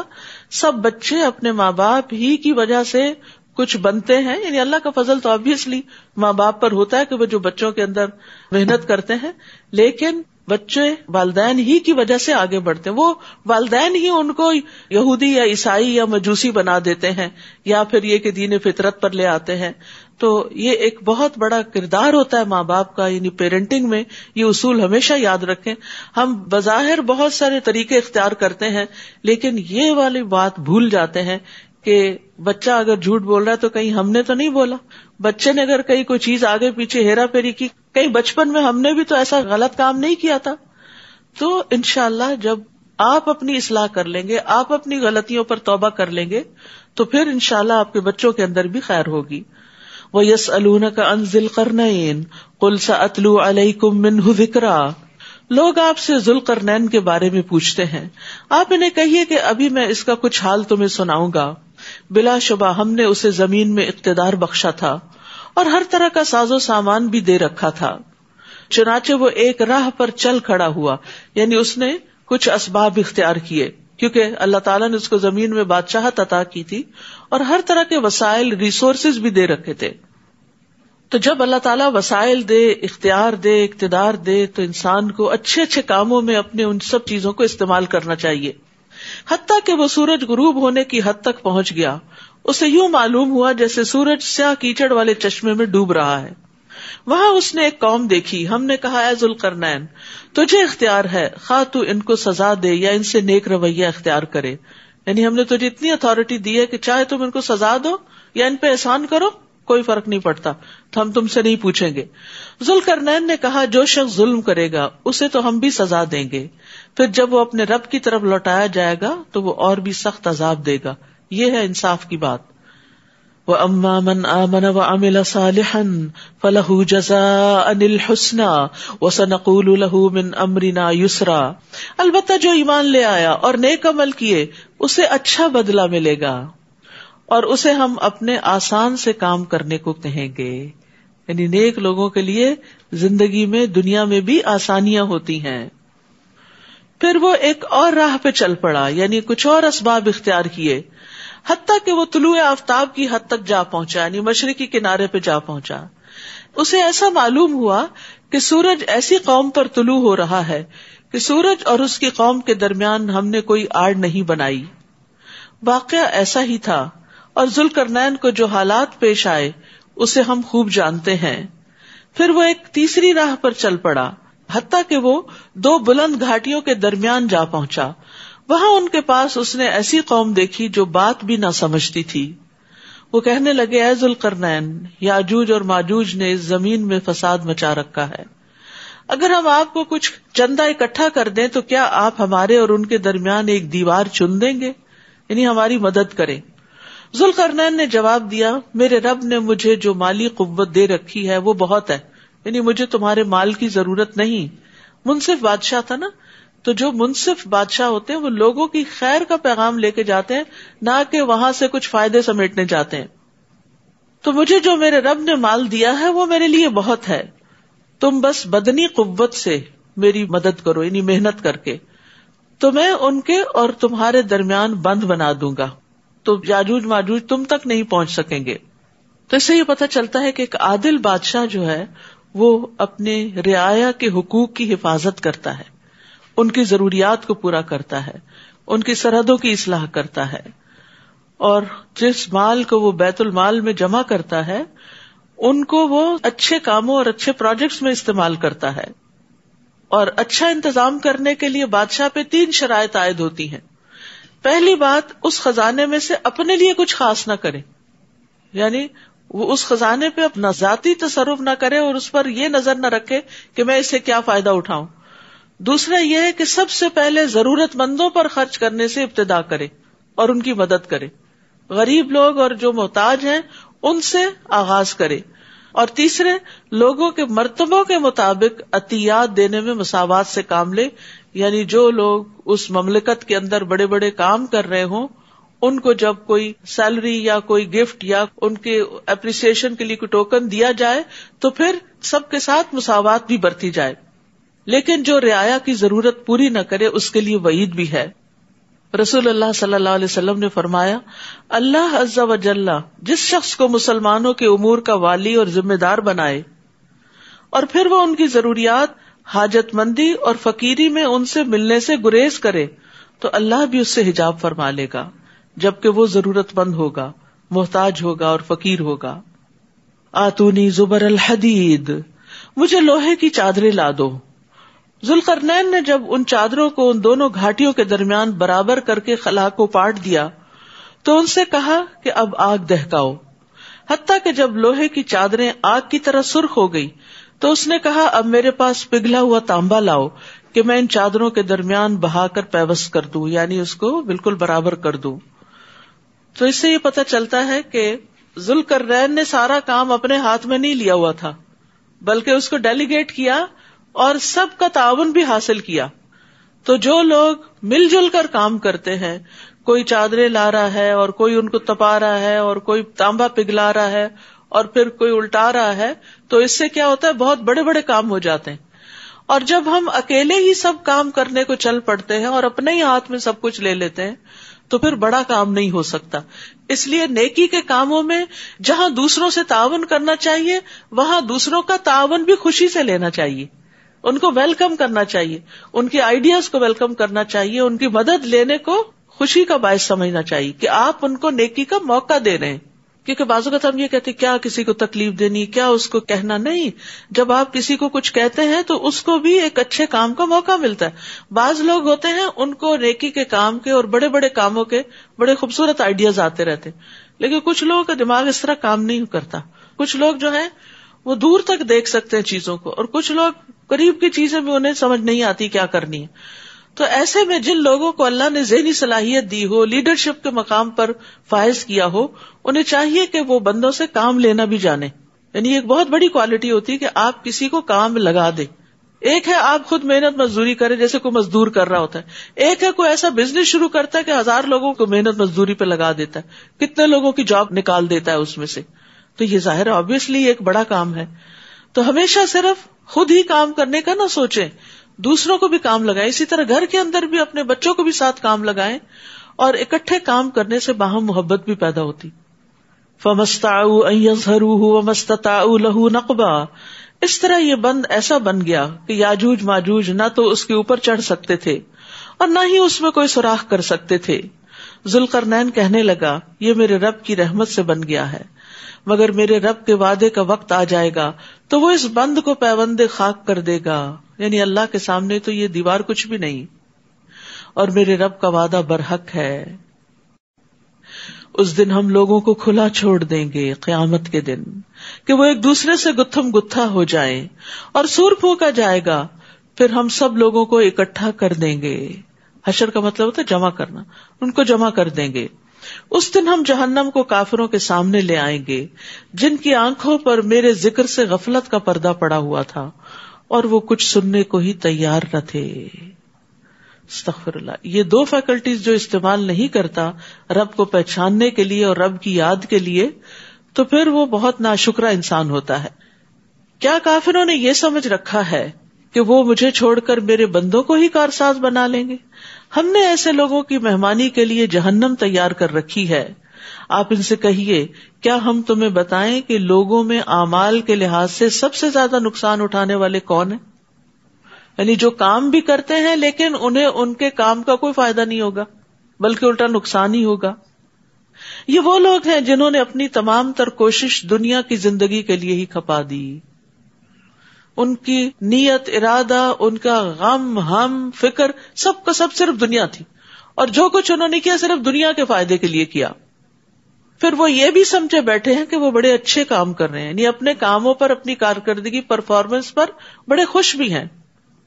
تو اس بات کی دلیل ہے کہ کچھ لوگ کام تو کرتے ہیں اور وہ سمجھتے ہیں کہ وہ اچھا کام کر رہے ہیں, لیکن اس کے باوجود ان کی ساری محنت ضائع ہو جاتی ہے. اچھا کرنے کے باوجود ان کو حاصل کچھ نہیں ہوتا. وجہ عقیدے کی خرابی, ریاکاری, اللہ کے لیے کام نہ کرنا, اللہ کی رضا کے لیے محنت نہ کرنا, بلکہ صرف لوگوں کو دکھانے کے لیے تاکہ لوگ اپریشیٹ کریں. اور اب دیکھیے کہ یہ چیز بچپن سے ہی بچوں کے دل میں ڈالنی چاہیے. ہم ایک بڑا جملہ بولتے ہیں بے سوچے سمجھے, دیکھو لوگ کیا کہیں گے, میری ناک کٹ جائے گی, تمہارا خاندان کیا کہے گا, تمہیں کوئی قبول نہیں کرے گا, تمہیں کوئی پوچھے گا نہیں. ہر وقت لوگوں کی پریشانی ان کے دل پہ ڈالتے ہیں کہ لوگوں کی نظر میں اچھے بن جاؤ. لوگ اگر تمہیں اچھا سمجھ لیں گے تو تم کوئی چیز ہوگے, اور اگر لوگوں نے تمہیں ریجیکٹ کر دیا تو تم کچھ بھی نہیں. کتنا عارضی سہارا ہے اور کتنا بڑا دھوکا ہے اور کتنے بڑے نقصان کی بات ہے. ساری دنیا بھی اگر کسی کو ریجیکٹ کر دے اور حقیر سمجھنے لگے, لیکن اگر اس کا مقام اللہ کی نگاہ میں بلند ہے تو اس کو کوئی بھی نقصان نہیں. اور اگر ساری دنیا بھی کسی کی تعریفوں کے پل باندھ دے اور اس کو بڑے بڑے ایوارڈ سے نوازے, لیکن اللہ کے ہاں اس کا کوئی مقام نہیں, تو اس کا کوئی مقام نہیں. تو اس لیے انسان جو کچھ کرے اللہ کی رضا کو سامنے رکھتے ہوئے کرے, صرف اپنے لیے نہیں, بچوں کے دل میں بھی اللہ کا خوف پیدا کرے کہ اللہ کو کیا جواب دینا ہے. یہ ڈر نہیں پیدا کرے کہ لوگ کیا کہیں گے. یہ ایک بہت کمزور بنیاد ہے کہ جس کے اوپر کوئی کھڑا ہو. دوسری بات یہ ہے کہ ایمان کے بغیر نیک اعمال قبول نہیں ہوتے, کیونکہ شرک کرنے سے سارے اعمال ضائع ہو جاتے ہیں. کفر اعمال کو ضائع کرنے کا سبب ہے. اور شرک اصغر کیا ہے؟ ریاکاری. رسول اللہ صلی اللہ علیہ وسلم نے فرمایا, مجھے تمہارے حق میں سب سے زیادہ شرک اصغر کا خوف ہے, صحابہ نے عرض کیا شرک اصغر کیا ہوتا ہے، یعنی چھوٹا شرک کیا ہوتا ہے؟ آپ نے فرمایا ریاکاری. اللہ عز و جل قیامت کے دن جب لوگوں کو بدلہ دے گا تو ریاکاروں سے کہے گا ان ہستیوں کی طرف چلے جاؤ جن کے سامنے دنیا میں ریاکاری کرتے تھے، اور دیکھو کیا تم ان کے پاس کوئی بدلہ پاتے ہو. یہی لوگ ہیں جنہوں نے اپنے رب کی آیات اور اس کی ملاقات کا انکار کیا، لہٰذا ان کے سب اعمال برباد ہو جائیں گے. یعنی آخرت کی فکر کے بغیر، اللہ پہ ایمان کے بغیر کوئی کتنا بھی بڑا کام کر لے اس کو اس کا اجر ملنے والا نہیں. اور قیامت کے دن ہم ان کے لیے میزان ہی نہیں رکھیں گے، کفار کے اعمال نہیں تولے جائیں گے، اچھے برے نہیں. میزان جو ہے وہ مومنوں کے لیے ہے یا پھر منافقین کے لیے ہے. کفار جو ہیں ان کا سیدھا ہی فیصلہ کر دیا جائے گا، کیونکہ ان کا تو ایمان ہی نہیں تھا، تو جو اچھے کام کیے برے کیے سبھی برابر ہو گئے. یہ جہنم ہی ان کا بدلہ ہے، کیونکہ انہوں نے کفر اختیار کیا تھا اور میری آیات اور میرے رسولوں کا مذاق اڑاتے رہے. البتہ جو لوگ ایمان لائے اور نیک عمل کرتے رہے ان کی مہمانی فردوس کے باغات سے ہوگی. ایمان لا کر عمل صالح کرنے والوں کی جزا، جن میں وہ ہمیشہ رہیں گے اور کسی اور جگہ منتقل ہونا پسند نہ کریں گے. جنت میں کوئی بوریت ہی نہیں. بوریت دنیا میں ہوتی ہے کیونکہ اس کا مزہ لمیٹڈ ہوتا ہے، لیکن جنت میں لوگوں کا اتنا دل لگے گا کہ وہ وہاں سے ہلنا بھی نہیں چاہیں گے. لوگ کہتے ہیں نا اگر ہمیشہ رہنا تو پھر تھک نہیں جائیں گے، بور نہیں. بوریت جب ہوتی ہے جب انجوائے کرنے کی ہمارے اندر صلاحیت نہیں ہوتی. یعنی جب ہم دیکھ نہیں پاتے تو دنیا کی رونقیں تو پھر بیکار ہو جاتی ہیں نا. تو اسی طرح جو ہماری کیپیسٹی نہیں ہوتی کسی چیز کو انجوائے کرنے کی تو پھر وہ چیزیں ہم پر بوجھ ہو جاتی. تو جنت میں انجوائے کرنے کی کیپیسٹی بھی بڑھ جائے گی اور اس کے ساتھ ساتھ نعمتیں بھی بہت زیادہ ہوں گی. آپ ان سے کہہ دیجئے اگر میرے رب کی باتیں لکھنے کے لیے سمندر سیاہی بن جائے تو سمندر ختم ہو جائے گا، مگر میرے رب کی باتیں ختم نہ ہوں گی، خواہ اتنی ہی اور بھی سیاہی یعنی سمندر لے آیا جائے. آپ ان سے کہہ دیجئے انما انا بشر مثلکم، میں تو تمہارے ہی جیسا ایک انسان ہوں. ہاں یہ فرق ضرور ہے کہ میری طرف وحی کی جاتی ہے کہ تمہارا الہ صرف ایک ہی الہ ہے. لہٰذا جو شخص اپنے رب سے ملنے کی امید رکھتا ہے اسے چاہیے کہ وہ نیک عمل کرے. رب کی ملاقات کا شوق ہے تو اچھے کام کر لو، بہترین چیزیں تیار کرو ساتھ لے جانے کے لیے، اور اپنے رب کی عبادت میں کسی دوسرے کو شریک نہ کرے، یعنی ریاکاری نہ کرے، کوئی دکھاوا نہ کرے، کسی اور کے لیے اچھے کام نہ کرے. سورۃ مریم. بسم اللہ الرحمن الرحیم. کافہا یا عین صاد. ذکر رحمت ربک عبدہ زکریا اذ نادى ربه نداء خفيا قال رب إني وهن العظم مني واشتعل الرأس شيبا ولم أكن بدعائك رب شقيا. شروع کرتی ہوں اللہ کے نام سے جو بے انتہا مہربان نہایت رحم فرمانے والا ہے. کاف ہا یا عین صاد. یہ آپ کے رب کی اس رحمت کا ذکر ہے جو اس نے اپنے بندے زکریا پر کی علیہ السلام. جب زکریا نے اپنے رب کو چپکے پکارا، دل ہی دل میں پکارا، کہا میرے رب میری ہڈیاں بوسیدہ ہو چکی اور بڑھاپے کی وجہ سے سر کے بال سفید ہو گئے، تاہم اے میرے رب میں تجھے پکار کے کبھی محروم نہیں رہا. پکارنے کا انداز ہے نا. تو اللہ سے مانگتے ہوئے انسان کو عاجزی اور انکساری کا اظہار کرنا چاہیے، اپنے حال کا بھی ذکر کرنا چاہیے، اپنے دکھوں کا بھی بتانا چاہیے، اپنے کنسرنز بتانے چاہیے، اور پھر یہ بھی کہ امید کا اظہار کرنا چاہیے کہ یا اللہ میں تجھ سے دعا کر کے محروم نہیں رہا. عام لوگوں کا حال کیا ہوتا ہے، جب ذرا زیادہ دعائیں کر لیتے ہیں تو کہتے ہیں اتنی دعائیں کی ہیں میری نہیں سنی جائے گی، لہذا دعا کرنا چھوڑ دیتے ہیں. جبکہ پیغمبروں کا معاملہ اس سے برعکس ہے. وہ دعا کر کے کہتے ہیں ہم کبھی محروم نہیں رہے، ہمیں یقین ہے دعائیں قبول ہوتی ہیں، آج نہیں تو کل ہوں گی. کتنے پر امید ہیں یہ. اور پھر یہ ہے کہ گزشتہ زندگی میں ان کی بہت سی دعائیں قبول بھی ہوئی ہوں گی. اس بنا پہ کہا کہ میری تو آج تک بہت دعائیں قبول ہوئی. ہمیں اپنی زندگی میں جب بہت سی دعائیں قبول ہوتی ہیں تو وہ ہم بھول جاتے ہیں, ان کا ہم ذکر نہیں کرتے کہ اللہ آپ نے اتنا کچھ دیا ہے, جو مانگا وہ سب بھی دیا ہے تو آئندہ بھی دے گا. تو مثبت سوچ جو ہے ایک بہت بڑی نعمت ہے جو انسان کو بہت سے غموں اور فکروں سے نجات دیتی ہے. تو دعا کا ایک ادب ہے کہ انسان عاجزی اور انکساری اختیار کرے. انس بن مالک کہتے ہیں کہ رسول اللہ صلی اللہ علیہ وسلم جب کسی غزوے کے لیے تشریف لے جاتے تو یوں دعا کرتے, اللہم انت عضدی و نصیری بک احول و بک اصول و بک اقاتل. اے اللہ تو میرا بازو ہے, تو میرا مددگار ہے, تیری ہی دی ہوئی قوت کے ساتھ میں تدبیر کرتا ہوں, تیری ہی دی ہوئی طاقت کے ساتھ میں حملہ کرتا ہوں, تیری ہی مدد سے میں لڑائی کرتا ہوں. یعنی اللہ تعالیٰ کو اتنا قریب پاتے تھے اور اسی سے ساری باتیں کر رہے ہوتے تھے. تو دعا کے معاملے میں اللہ سبحانہ وتعالیٰ سے حسن ظن رکھنا چاہیے اور پورے یقین سے دعا کرنی چاہیے, کیونکہ اللہ سبحانہ وتعالیٰ کے لیے کوئی بھی کام مشکل نہیں ہے, ہمیں مشکل ہے. انس بن مالک کہتے ہیں کہ رسول اللہ صلی اللہ علیہ وسلم نے فرمایا, جب تم میں سے کوئی دعا کرے تو اسے چاہیے کہ وہ پختہ یقین کے ساتھ سوال کرے. وہ اس طرح ہرگز نہ کہے کہ اللہ اگر تو چاہے تو مجھے عطا کر دے, یعنی تو چاہتا ہے تو دعا قبول کر لے, نہیں تو نہیں. ایسا نہیں. بے شک اللہ کی ذات کو کوئی مجبور کرنے والا نہیں, وہ جب قبول کرتا ہے اپنی رضا سے ہی کرتا ہے. پھر وہ کہتے ہیں, میں اپنے پیچھے اپنے بھائی بندوں کی برائیوں سے ڈرتا ہوں اور میری بیوی بانجھ ہے, تو اپنی جناب سے مجھے ایک وارث عطا فرما جو میرے اور آل یعقوب کا وارث بنے, اور اے میرے رب اسے پسندیدہ انسان بنانا. تو آپ دیکھیے کہ پیغمبروں کی دعائیں بھی کیا ہوتی ہیں اور ان کی لوگوں کے لیے خیرخواہی کیا ہوتی ہے. لوگوں کی اصلاح اور دین کی سربلندی کے لیے وارث مانگ رہے ہیں. انہیں یہ ڈر نہیں تھا کہ ان کے پیچھے کو بہت بڑی جائیداد چھوڑے جا رہے ہیں کہ جس کو سنبھالے گا کون یا ان کا مال و متاع کون دیکھے گا. نہیں, انہیں فکر یہ تھی کہ میرے اس مشن کا وارث کون بنے گا, یہ جو میں لوگوں کو اللہ کی طرف بلاتا ہوں میرے بعد کون بلائے گا. اور میں اب تک اپنے خاندان اور اپنے بنی اسرائیل کو سنبھالے ہوئے ہوں, ان کو مسلسل گائیڈ کرتا ہوں, تو مجھے اپنے بعد ان میں سے کوئی نظر نہیں آتا کہ جو اس کام کو آگے لے کے چلے گا, تو مجھے ہی بیٹا عطا کر کے میں اس کی ایسی پرورش کروں کہ وہ اس مشن کا وارث ہو جائے. تو یہاں ہم سب کو بھی اللہ تعالیٰ سے دعا کرنی چاہیے کہ اللہ تعالیٰ ہمیں نیک اولاد عطا فرمائے اور ہماری جنریشنز میں ایسے لوگ ہوں جو اللہ کے ولی ہوں اور اللہ کے دوست ہوں, کیونکہ وہ کہتے فَهَبْ لِي مِن لَّدُنْكَ وَلِيًّا یا زکریا انا نبشرک بغلام اسمہ یحییٰ.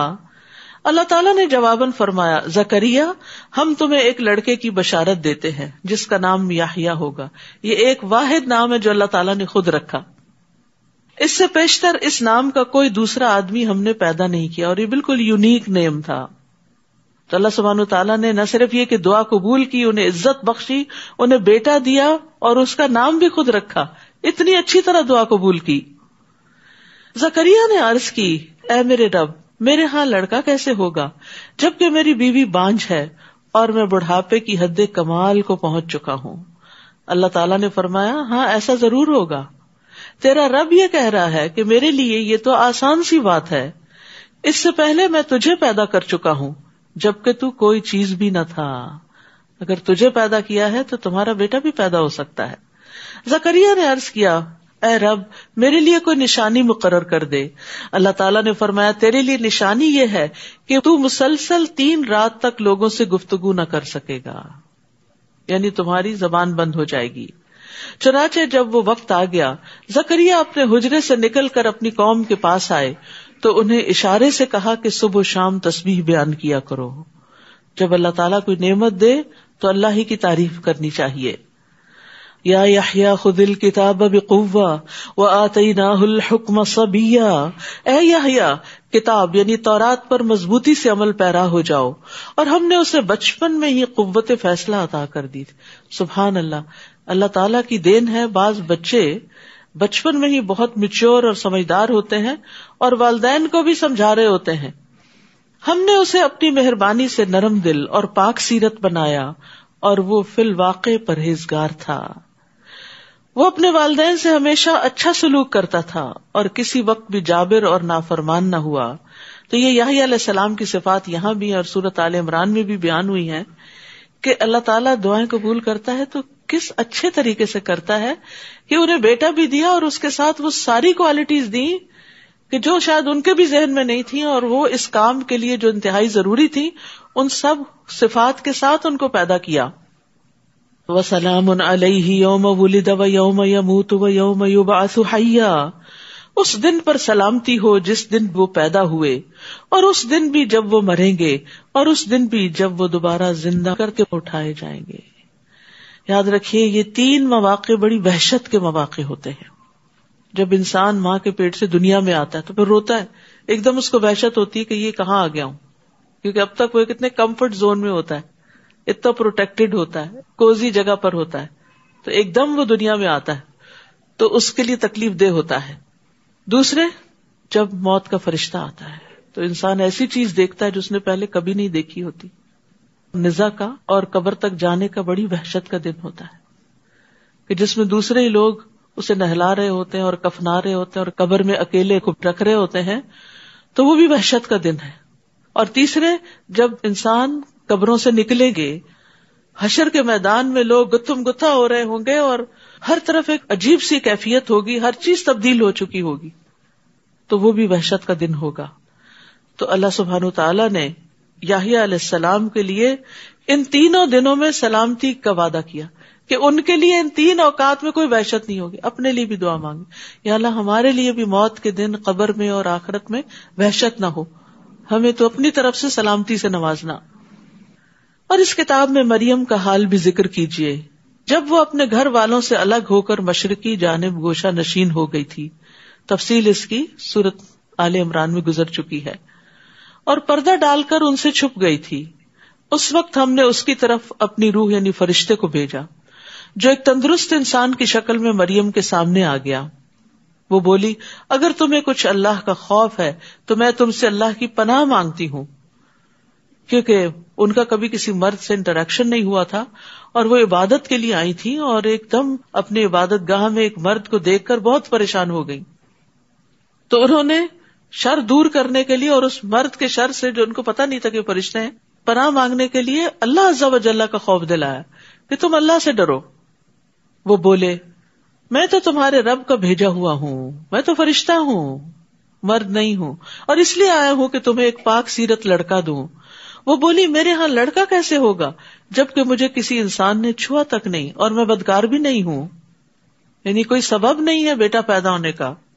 وہ بولے، ہاں ایسا ہی ہوگا، تمہارے رب نے فرمایا ہے کہ میرے لیے یہ آسان سی بات ہے، اور اس لیے بھی ایسا ہوگا کہ ہم اس لڑکے کو لوگوں کے لیے ایک نشانی بنائیں اور وہ ہماری طرف سے رحمت ہوگا اور یہ کام ہو کے رہے گا. ڈن. چنانچہ مریم کو اس بچے کا حمل ٹھہر گیا اور وہ اس حالت میں ایک دور کے مکان میں علیحدہ جا بیٹھی. پھر زچگی کی درد انہیں کھجور کے تنے تک لے آئی تو کہنے لگی، کاش میں اس سے پہلے مر چکی ہوتی اور میرا نام و نشان بھی باقی نہ رہتا. یعنی تکلیف بھی تھی اور اس بات کا خوف بھی تھا کہ اب اس بچے کو لے کے جائیں گی کہاں، اور خود وہ اتنی پرہیزگار اور نیک مشہور تھی تو ایک نیک پاک دامن عورت سے کسی ایسی چیز کی توقع کوئی بھی نہیں کرتا، تو انہیں اپنی عزت کا بھی بہت خوف تھا. یعنی فزیکل النس بھی تھی اور ایموشنلی بھی پریشان تھی. اس وقت درخت کے نیچے سے فرشتے نے انہیں پکار کر کہا، غمزدہ نہ ہو، اللہ تحزنی، تمہارے رب نے تمہارے نیچے ایک چشمہ بہا دیا ہے اور اس کھجور کے تنے کو زور سے ہلاؤ، وہ آپ پر تازہ پکی ہوئی کھجوریں گرائے گا. تو یاد رکھیے رزق کے لیے اسباب اختیار کرنا ضروری ہے. یعنی کھجوریں تھیں لیکن ہلانی خود پڑیں گی. رزق اللہ کی طرف سے آتا ہے لیکن محنت انسان کو کرنی پڑتی ہے، اور وہ محنت اس تکلیف کے وقت میں بھی ان کو کرنی پڑ رہی تھی، اور اس لیے بھی کہ اس وقت ایکسرسائز بھی ہو جائے اور اس کے ساتھ ساتھ یہ کہ انرجی بھی ملے. اور زچہ کے لیے کھجور سب سے بہترین چیز ہے.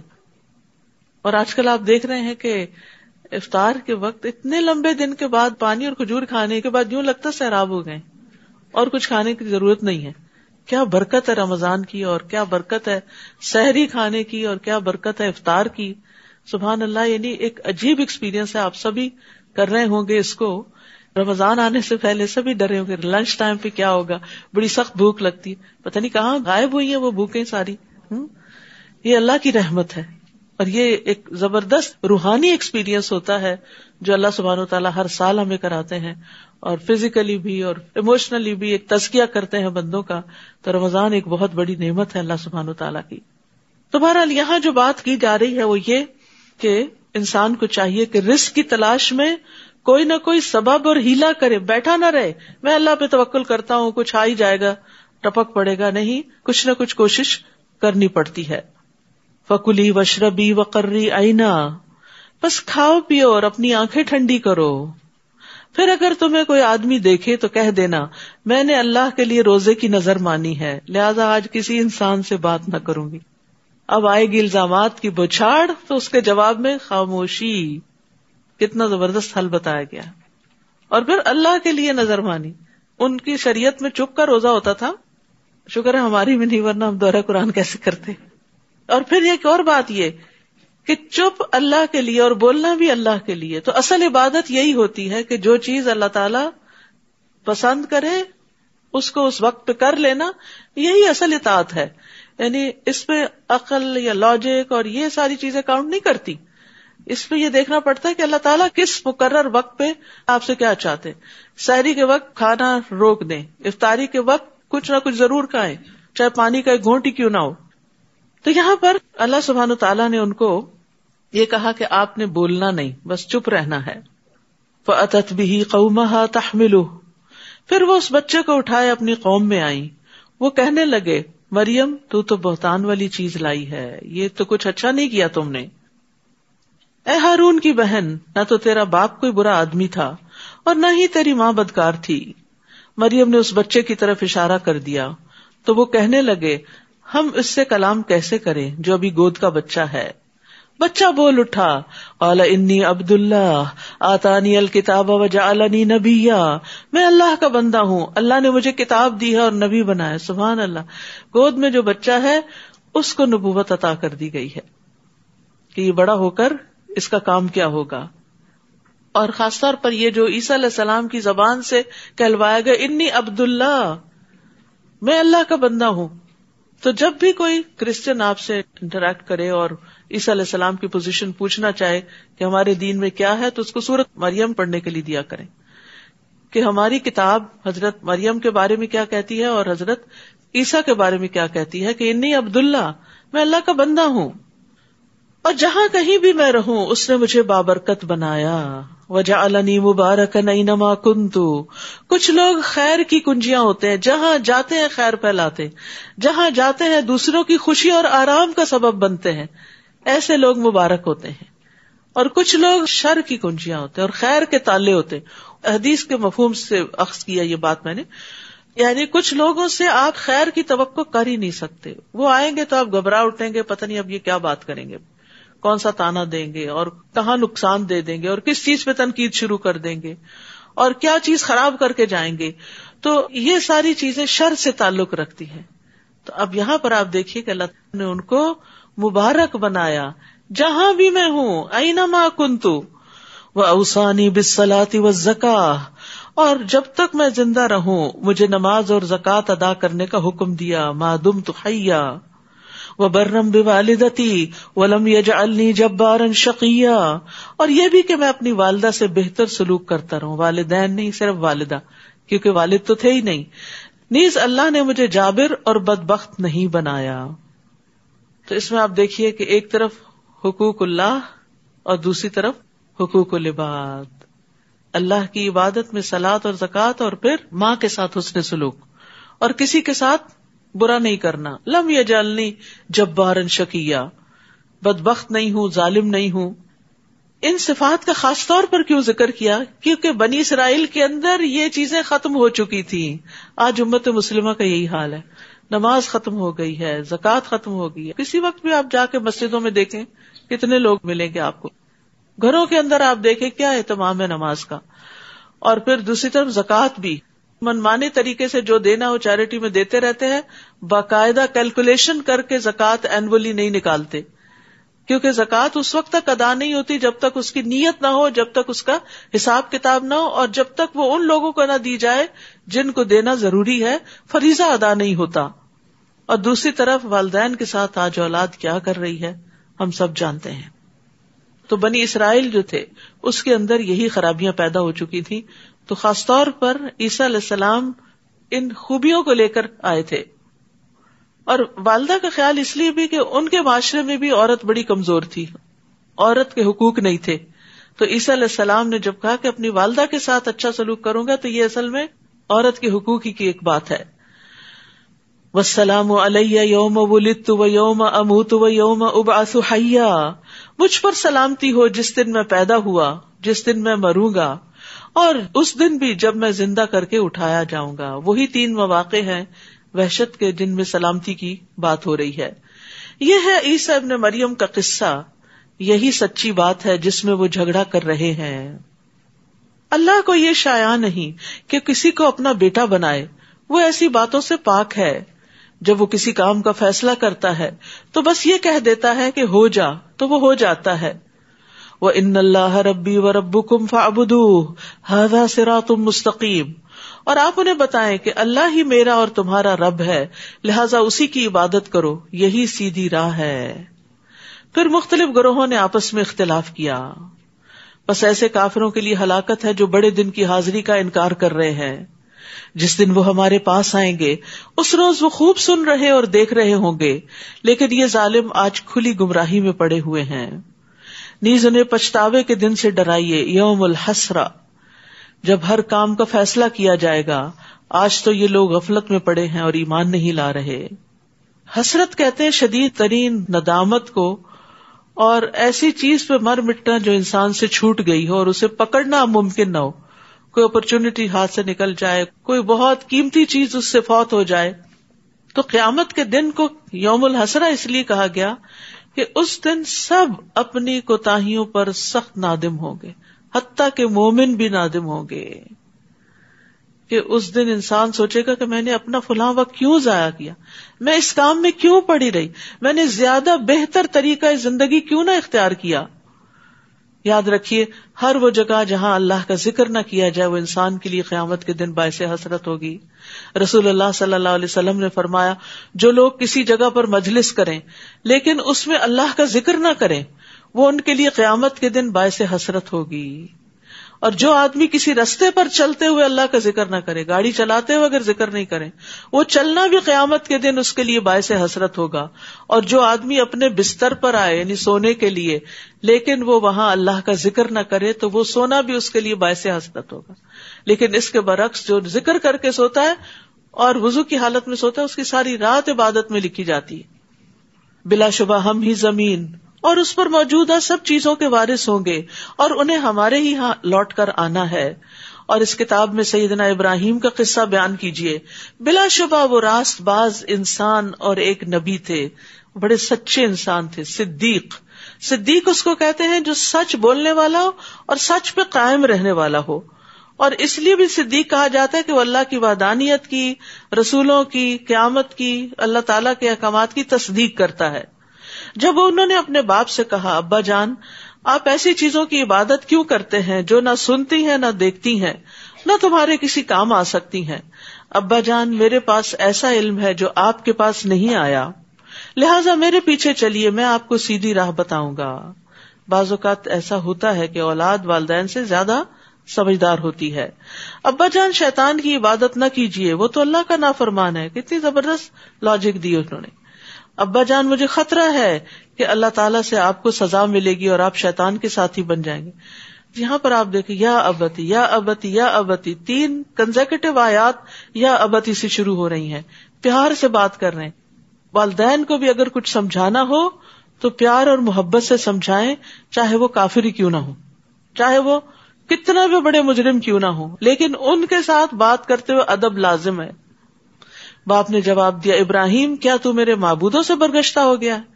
اگر تو اس کام سے باز نہ آیا تو میں تجھے سنسار کر دوں گا, اور بہتر یہ ہے کہ تو ایک طویل مدت تک کے لیے میری آنکھوں سے دور چلا جا, نکل جاؤ یہاں سے. گھر سے کک آؤٹ کر دیا. ابراہیم نے جواب دیا, ابا جان آپ پر سلام ہو, میں اپنے رب سے آپ کے لیے بخشش کی دعا کروں گا. بلا شبہ میرا رب مجھ پر مہربان ہے. میں آپ لوگوں کو بھی چھوڑے جا رہا ہوں اور ان کو بھی جنہیں تم لوگ اللہ کے سوا پکارتے ہو. میں تو اپنے رب ہی کو پکاروں گا، مجھے امید ہے کہ میں اپنے رب کو پکار کر کبھی محروم نہ رہوں گا. وہی امید والی بات جو زکریا علیہ السلام کے اندر تھی. اللہ اکون بدعاء ربی شقیہ، رب سننے والا ہے، کوئی نا امیدی نہیں، مایوسی نہیں. پھر جب ابراہیم علیہ السلام ان لوگوں کو چھوڑ کر ہجرت کر گئے اور ان چیزوں کو بھی جنہیں وہ لوگ اللہ کے سوا پوچھتے تھے انہیں بھی چھوڑ دیا، تو ہم نے انہیں اسحاق عطا کیا اور اس کے بعد یعقوب بھی. ان سب کو ہم نے نبی بنایا. کس طرح اللہ سبحانہ و تعالیٰ نے کمپنسیٹ کیا، والدین اور رشتہ دار اور ماں باپ اور خاندان اور کنبہ اور قبیلہ اور دوست اور علاقہ، ان سب کا بہترین نعم البدل دیا کہ نیک اولاد دی. بعض اوقات انسان ماں باپ کے گھر دکھی ہوتا ہے، آگے اللہ تعالیٰ اس کو سسرال میں بڑے بھاگ لگا دیتا ہے. تو انسان کو کبھی مایوس نہیں ہونا چاہیے. کبھی شوہر کی طرف سے کوئی تکلیف پہنچتی ہے تو اولاد کی طرف سے آنکھوں کی ٹھنڈک نصیب ہو جاتی ہے. تو انسان کو اللہ تعالیٰ سے خیر ہی مانگتے رہنا چاہیے. ہم نے ان سب کو اپنی رحمت سے نوازا تھا اور ذکر خیر سے بلند کیا تھا. وَجَعَلْنَا لَهُمْ لِسَانَ صِدْقٍ عَلِيًّا، یعنی ان کو دنیا میں بھی اچھی ناموری عطا کی. نیز اس کتاب میں موسیٰ کا قصہ بھی بیان کیجیے.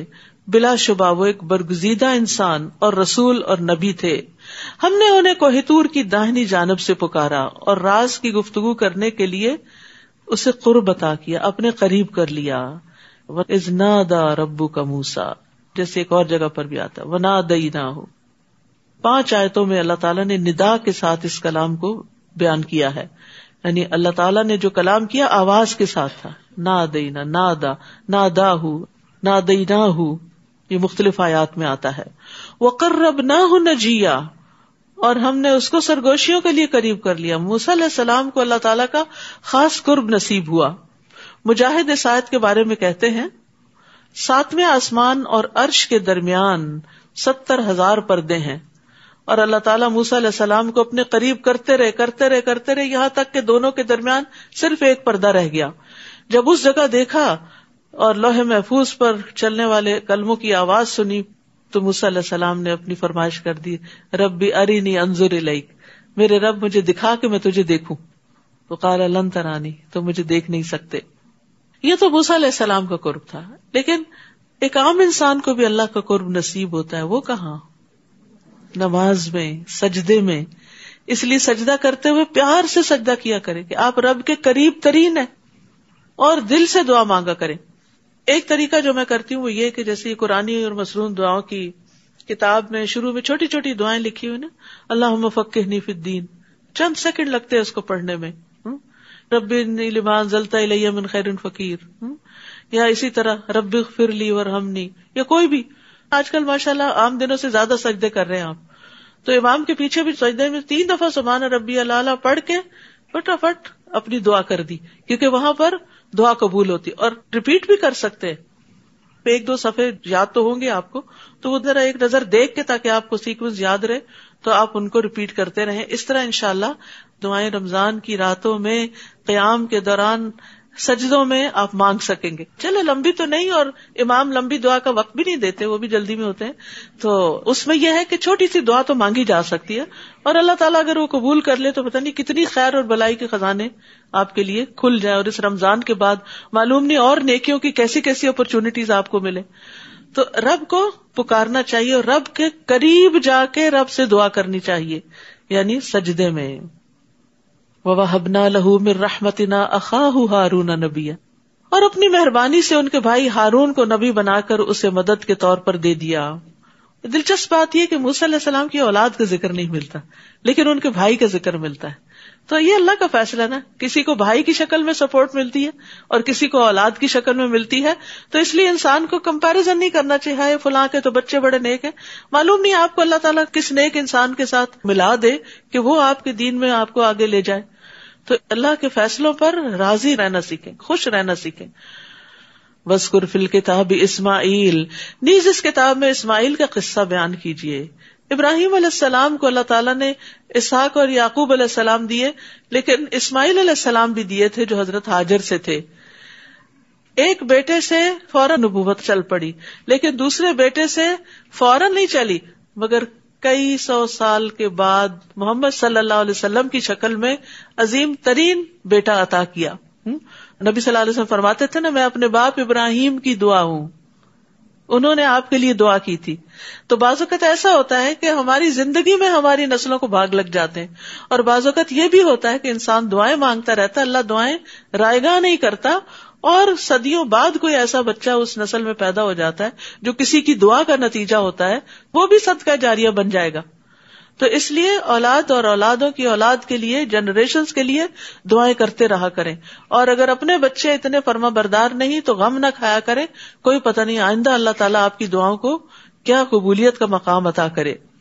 نیز اس کتاب میں اسماعیل کا قصہ بیان کیجیے، وہ وعدے کے سچے. دیکھیے کتنی دفعہ قرآن میں وعدے کا ذکر آیا نا. ہم سب کو اس بات کا لحاظ رکھنا چاہیے، کسی سے کچھ کہیں تو پھر کر کے دکھائیں.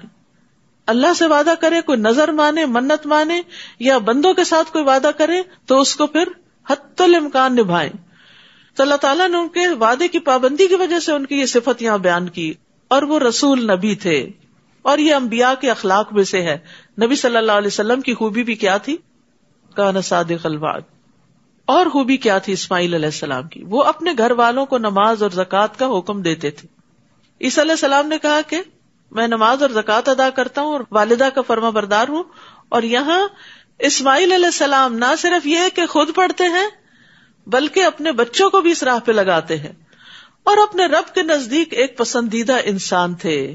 تو یاد رکھیے رسول اللہ صلی اللہ علیہ وسلم نے فرمایا اپنے بچوں کو نماز پڑھنے کا حکم دو جب وہ 7 سال کے ہو جائیں، اور جب وہ 10 برس کے ہوں تو انہیں ترک نماز پر مارو اور ان کے بستر آپس میں جدا کر دو. یعنی 10 سال میں پھر نو ایکسکیوز. نیز اس کتاب میں ادریس کا بھی ذکر کیجیے، وہ ایک راست باز انسان اور نبی تھے. یہاں سچائی کا ذکر کیا گیا، اور یہ سچائی بات کی بھی ہوتی ہے اور وعدے کی بھی ہوتی ہے. وَرَفَعْنَاهُ مَكَانًا عَلِيًّا، اور ہم نے انہیں بلند مقام پر اٹھا لیا تھا. یہ وہ انبیاء ہیں جن پر اللہ نے انعام کیا تھا. وہ آدم کی اولاد سے اور ان لوگوں سے تھے جنہیں ہم نے نوح کے ساتھ کشتی میں سوار کیا تھا، اور ابراہیم اور اسرائیل کی اولاد سے نہیں، یعقوب علیہ السلام کی اولاد سے تھے، اور ان لوگوں سے تھے جنہیں ہم نے ہدایت عطا کی تھی اور برگزیدہ کیا تھا. جب انہیں اللہ تعالیٰ کی آیات سنائی جاتی تو وہ روتے ہوئے سجدے میں گر جاتے. یعنی آیات سن کر ان کے دل پر ایسی کیفیت طاری ہو جاتی تھی. لیکن یہ کیفیت اسی پہ ہو سکتی ہے جس کو قرآن سمجھ آتا ہو. پھر ان کے بعد ان کی نالائق اولاد ان کی جانشین بنی، جنہوں نے نماز کو ضائع کر دیا. تو نالائق اولاد کون سی ہوتی ہے؟ جو نماز چھوڑ دے اور اپنی خواہشات کے پیچھے لگ گئے. دنیا دنیا دنیا. وہ عنقریب گمراہی کے انجام سے دوچار ہوں گے. فسوف یلقون غیا. ابن مسعود کہتے ہیں کہ غی جہنم کی ایک وادی ہے جس کی گہرائی بہت لمبی اور اس کی خوراک بہت بری ہے. جو نماز نہیں پڑھیں گے ان کو وہاں ٹھکانہ ملے گا. تو انسان کو اپنی نماز کی وقتاً فوقتاً دیکھ بھال کرتے رہنا چاہیے، کیونکہ نماز کو ضائع کرنا دین کو ضائع کرنا ہے. اور اس میں نماز کو یا تو پڑھنا ہی نہ، یہ بھی ضائع کرنا ہے، یا پڑھنا تو لیٹ کر کے پڑھنا، یہ بھی ضائع کرنا ہے. لوگوں نے ابن مسعود سے پوچھا کہ نماز کو ضائع کرنے کا مطلب کیا ہے؟ تو انہوں نے کہا اس سے مراد ہے نماز کو اتنی دیر سے پڑھنا کہ اصل وقت ہی نکل جائے. لوگوں نے کہا ہم یہ سمجھتے تھے کہ نماز کو چھوڑنا اسے ترک کرنا ہے. انہوں نے کہا اگر وہ نماز چھوڑ دیتے تو کافر ہو جاتے. یہ ابن مسعود کا کہنا ہے. صحابہ نمازوں کو ضائع ہوتے دیکھ کر رویا کرتے تھے. امام زہری کہتے ہیں کہ میں دمشق میں انس بن مالک کی خدمت میں گیا. آپ اس وقت رو رہے تھے. میں نے عرض کیا آپ کیوں رو رہے ہیں؟ انہوں نے فرمایا اب میں اس نماز کے علاوہ نبی صلی اللہ علیہ وسلم کے دور کی کوئی چیز نہیں پاتا، اور اب اس نماز کو بھی ضائع کر دیا گیا، یعنی اس کو تاخیر سے پڑھتے ہیں. وہ لیٹ پڑھنے پر رو رہے تھے، لیکن جو پڑھے ہی نہ ان کی موت کا منظر کیا ہے؟ وَالْتَفَّتِ السَّاقُ بِالسَّاقِ إِلَىٰ رَبِّكَ يَوْمَئِذٍ الْمَسَاقُ فَلَا صَدَّقَ وَلَا صَلَّىٰ وَلَٰكِنْ كَذَّبَ وَتَوَلَّىٰ. اور پنڈلی کے ساتھ پنڈلی لپٹ جائے گی، یعنی موت کا وقت جب آئے گا اس دن تیرے رب کی طرف روانگی ہے. نہ اس نے تصدیق کی نہ نماز ادا کی، لیکن جھٹلایا اور منہ پھیرا. اور یاد رکھیے وہ حدیث نبی صلی اللہ علیہ وسلم کا خواب جس میں ایک شخص کا سر پتھر سے کچلا جا رہا تھا جو قرآن کا حافظ تھا لیکن قرآن سے غافل ہو گیا اور فرض نماز پڑھے بغیر سو جاتا تھا، یعنی نمازوں کی کوئی پرواہ نہیں. الا من تاب وآمن وعمل صالحا فاولئک يدخلون الجنۃ ولا یظلمون شیئا، البتہ ان میں سے جس نے توبہ کر لی، ایمان لے آیا اور اچھے عمل کیے تو ایسے لوگ جنت میں داخل ہوں گے اور ان کی ذرہ برابر حق تلفی نہ ہوگی، ساری محنتوں کا پورا پورا بدلہ دیا جائے گا۔ وہ جنت ایسے ہمیشہ رہنے والے باغات ہیں جن کا اللہ نے اپنے بندوں سے وعدہ کر رکھا ہے اور انہیں کسی نے دیکھا نہیں، بلا شبہ اس کا وعدہ پیش آ کر رہے گا۔ اللہم انا نسألک الجنہ۔ اس جنت میں وہ امن اور سلامتی کی باتوں کے علاوہ کوئی بےہودہ بات نہ سنیں گے۔ یہ بڑی خوبصورتی ہے جنت کی کہ فضول لغو بیکار گفتگو وہاں نہیں ہوگی، وہاں انہیں صبح و شام ان کا رزق ملتا رہے گا۔ یہ ہے وہ جنت جس کا وارث ہم اپنے بندوں میں سے اس کو بنائیں گے من کان تقیا، جو متقی ہوگا، پرہیزگار ہوگا، گناہوں سے بچنے والا ہوگا۔ اور اے نبی صلی اللہ علیہ وسلم، ہم فرشتے آپ کے رب کے حکم کے بغیر نازل نہیں ہوا کرتے، جو کچھ ہمارے سامنے ہے اور جو ہمارے پیچھے ہے اور جو ان کے درمیان ہے سب اسی کا ہے، اور آپ کا رب بھولنے والا نہیں۔ وہ آسمانوں اور زمین اور جو کچھ ان کے درمیان ہے سب چیزوں کا مالک ہے، لہٰذا اسی کی بندگی کیجیے اور اسی کی بندگی پر ڈٹ جائیے۔ کیا آپ کوئی اور بھی اس کا ہم نام جانتے ہیں؟ هل تعلم له سمیا، یاد رکھیے اللہ نام صرف اللہ ہی کا ہے، کسی اور کا نہیں ہے۔ تو یہاں دو باتوں کا حکم ہے، فَاعْبُدْهُ وَاسْتَبِرْ لِعِبَادَتِهِ، تو عبادت صبر اور مجاہدے کی محتاج ہے، یعنی عبادت کے لیے صبر بھی چاہیے ہوتا ہے اور محنت بھی چاہیے ہوتی، اور انسان کو اپنے نفس کو پھر اس پر لانا پڑتا ہے، محنت کرنی پڑتی ہے۔ وَيَقُولُ الْإِنسَانُ أَإِذَا مَا مِتُّ لَسَوْفَ أُخْرَجُ حَيًّا، انسان یہ کہتا ہے کہ جب میں مر جاؤں گا تو کیا پھر سے زندہ کر کے قبر سے نکال لایا جاؤں گا؟ کیا انسان کو یہ یاد نہیں رہا کہ اس سے پہلے ہم نے اسے پیدا کیا جبکہ وہ کچھ بھی نہ تھا؟ آپ کے رب کی قسم، ہم انہیں اور ان کے ساتھ شیطانوں کو ضرور جمع کر کے لائیں گے، پھر ان سب کو گھٹنوں کے بل جہنم کے ارد گرد حاضر کر دیں گے، پھر ہر گروہ میں سے ایسے لوگوں کو کھینچ نکالیں گے جو اللہ تعالیٰ کے مقابلے پر سخت سرکش بنے ہوئے تھے، یعنی شر میں جو لوگوں کے لیڈر اور سردار ہوں گے۔ پھر ہم ان لوگوں کو بھی خوب جانتے ہیں جو جہنم میں پہلے داخل ہونے کے زیادہ مستحق ہیں۔ وَإِن مِّنكُمْ إِلَّا وَارِدُهَا كَانَ عَلَىٰ رَبِّكَ حَتْمًا مَّقْضِيًّا، تم میں سے کوئی بھی ایسا نہیں جس کا جہنم پر سے گزر نہ ہو، کیونکہ جنت کا راستہ جاتا ہی جہنم کے اوپر سے ہے، اس پل سے گزرتا ہے۔ یہ ایک قطعی طے شدہ بات ہے جسے پورا کرنا آپ کے رب کے ذمہ ہے۔ عبداللہ بن مسعود اس آیت کی تفسیر میں فرماتے ہیں کہ رسول اللہ صلی اللہ علیہ وسلم نے فرمایا، تمام انسان جہنم کے اوپر سے گزریں گے، پھر بعد میں اپنے اعمال کے مطابق وہاں سے نکلیں گے، یعنی وہاں کچھ لوگ دوڑتے ہوئے گزریں گے، کچھ چلتے ہوئے، کچھ گھسٹتے ہوئے، کچھ گھٹنوں کے بل رینگتے ہوئے، اور کوئی نیچے گر جائے گا اور پھر وہاں سے نکالا جائے گا۔ عبداللہ بن رواحہ اپنا سر اپنی بیوی کی گود میں رکھے ہوئے رونے لگے، تو ان کی بیوی بھی رونے لگی۔ پوچھا تم کیوں رو رہی ہو؟ اس نے کہا میں نے آپ کو دیکھا آپ رو رہے ہیں تو میں بھی رونے لگی۔ انہوں نے کہا مجھے اللہ تعالیٰ کا یہ قول یاد آ گیا، وَإِن مِّنكُمْ إِلَّا وَارِدُهَا، مجھے نہیں پتا میں وہاں سے نجات پاؤں گا کہ نہیں، کیسے گزروں گا اس پل سے۔ ہم میں سے کتنے لوگوں کا غم ہے یہ کہ میں پل صراط سے کیسے گزروں گی، وہ کون سے اعمال ہیں جن کو کرنے سے پل صراط آسان ہو جائے گا۔ ابو میسرہ جب اپنے بستر پر سونے لگتے تو کہتے کاش میری ماں نے مجھے جنم نہ دیا ہوتا، پھر وہ رونے لگتے تو پوچھا جاتا کہ آپ کیوں روتے ہیں؟ وہ کہتے ہمیں تو یہ بتایا گیا کہ ہم جہنم پر وارد ہوں گے، لیکن ہمیں یہ نہیں بتایا گیا کہ ہم وہاں سے نکل بھی آئیں گے کہ نہیں نکلیں گے، یعنی اس پل کو پار کریں گے بھی کہ نہیں کریں گے۔ نبی صلی اللہ علیہ وسلم نے فرمایا قیامت کے دن پل صراط لایا جائے گا اور جہنم کی پشت پر لا کر رکھا جائے گا۔ ہم نے کہا یا رسول اللہ پل صراط کیا ہے؟ آپ نے فرمایا پھسلنے اور گرنے کی جگہ، اس پر کانٹے اور آنکڑے ہیں جو چوڑے ہیں اور ایسے ٹیڑھے کانٹے ہیں جو نجد میں ہوتے ہیں جنہیں سعدان کہا جاتا ہے۔ نبی صلی اللہ علیہ وسلم نے فرمایا پل صراط نصب کیا جائے گا جو اس طرح کی دھار کی طرح ہوگا، جیسے تلوار کی دھار ہوتی ہے نا۔ تو فرشتے پوچھیں گے اللہ تعالیٰ یہ تو کس کو عبور کروائے گا؟ اللہ تعالیٰ فرمائیں گے میں اپنی مخلوق میں سے جس کو چاہوں گا پار کراؤں گا۔ وہ کہیں گے تو پاک ہے، ہم تیری عبادت ویسی نہ کر سکے جیسی کرنے کا حق تھا۔ ابو سعید خدری کہتے ہیں مجھ تک یہ حدیث پہنچی کہ پل صراط بال سے باریک اور تلوار سے تیز ہوگا اور اس کے دونوں طرف لوہے کی کنڈیاں ہیں، اور پل صراط سے گزرنے کی رفتار اعمال کے مطابق ہوگی. وہاں اعمال کام آئیں گے، کوئی کسی کے کام نہ آئے گا. حضرت عائشہ نے جب پوچھا تھا نا نبی صلی اللہ علیہ وسلم سے کہ کیا ہمیں آپ وہاں یاد رکھیں گے، تو آپ نے فرمایا 3 جگہوں پہ کوئی کسی کو یاد نہیں رکھے گا، اور ان میں سے ایک مقام پل صراط سے گزرنا ہے. اور پھر یہاں اللہ تعالیٰ کیا فرماتے ہیں کہ متقی لوگوں کو اس سے بچا لیا جائے گا. وہاں کچھ لوگ دوڑتے ہوئے گزریں گے، کچھ چلتے ہوئے، کچھ گھسٹتے ہوئے، کچھ گھٹنوں کے بل رینگتے ہوئے. جو جتنا اللہ سے ڈرتا ہے اور نیک کام کرتا ہے اور اپنے نفس کو کنٹرول میں رکھتا ہے، وہ اتنی تیزی کے ساتھ وہاں سے گزر جائے گا.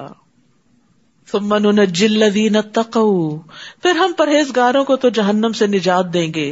وَنَذَرُ الظَّالِمِينَ فِيهَا جِثِيًّا، مگر ظالموں کو اس میں گھٹنوں کے بل گرے ہوئے چھوڑ دیں گے.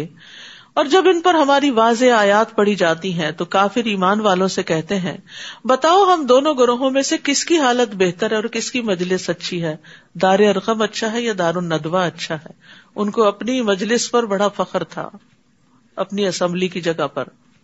حالانکہ ہم ان سے پہلے کئی ایسی قومیں ہلاک کر چکے ہیں جو ساز و سامان اور ظاہری شان و شوکت کے لحاظ سے ان سے بہتر تھی.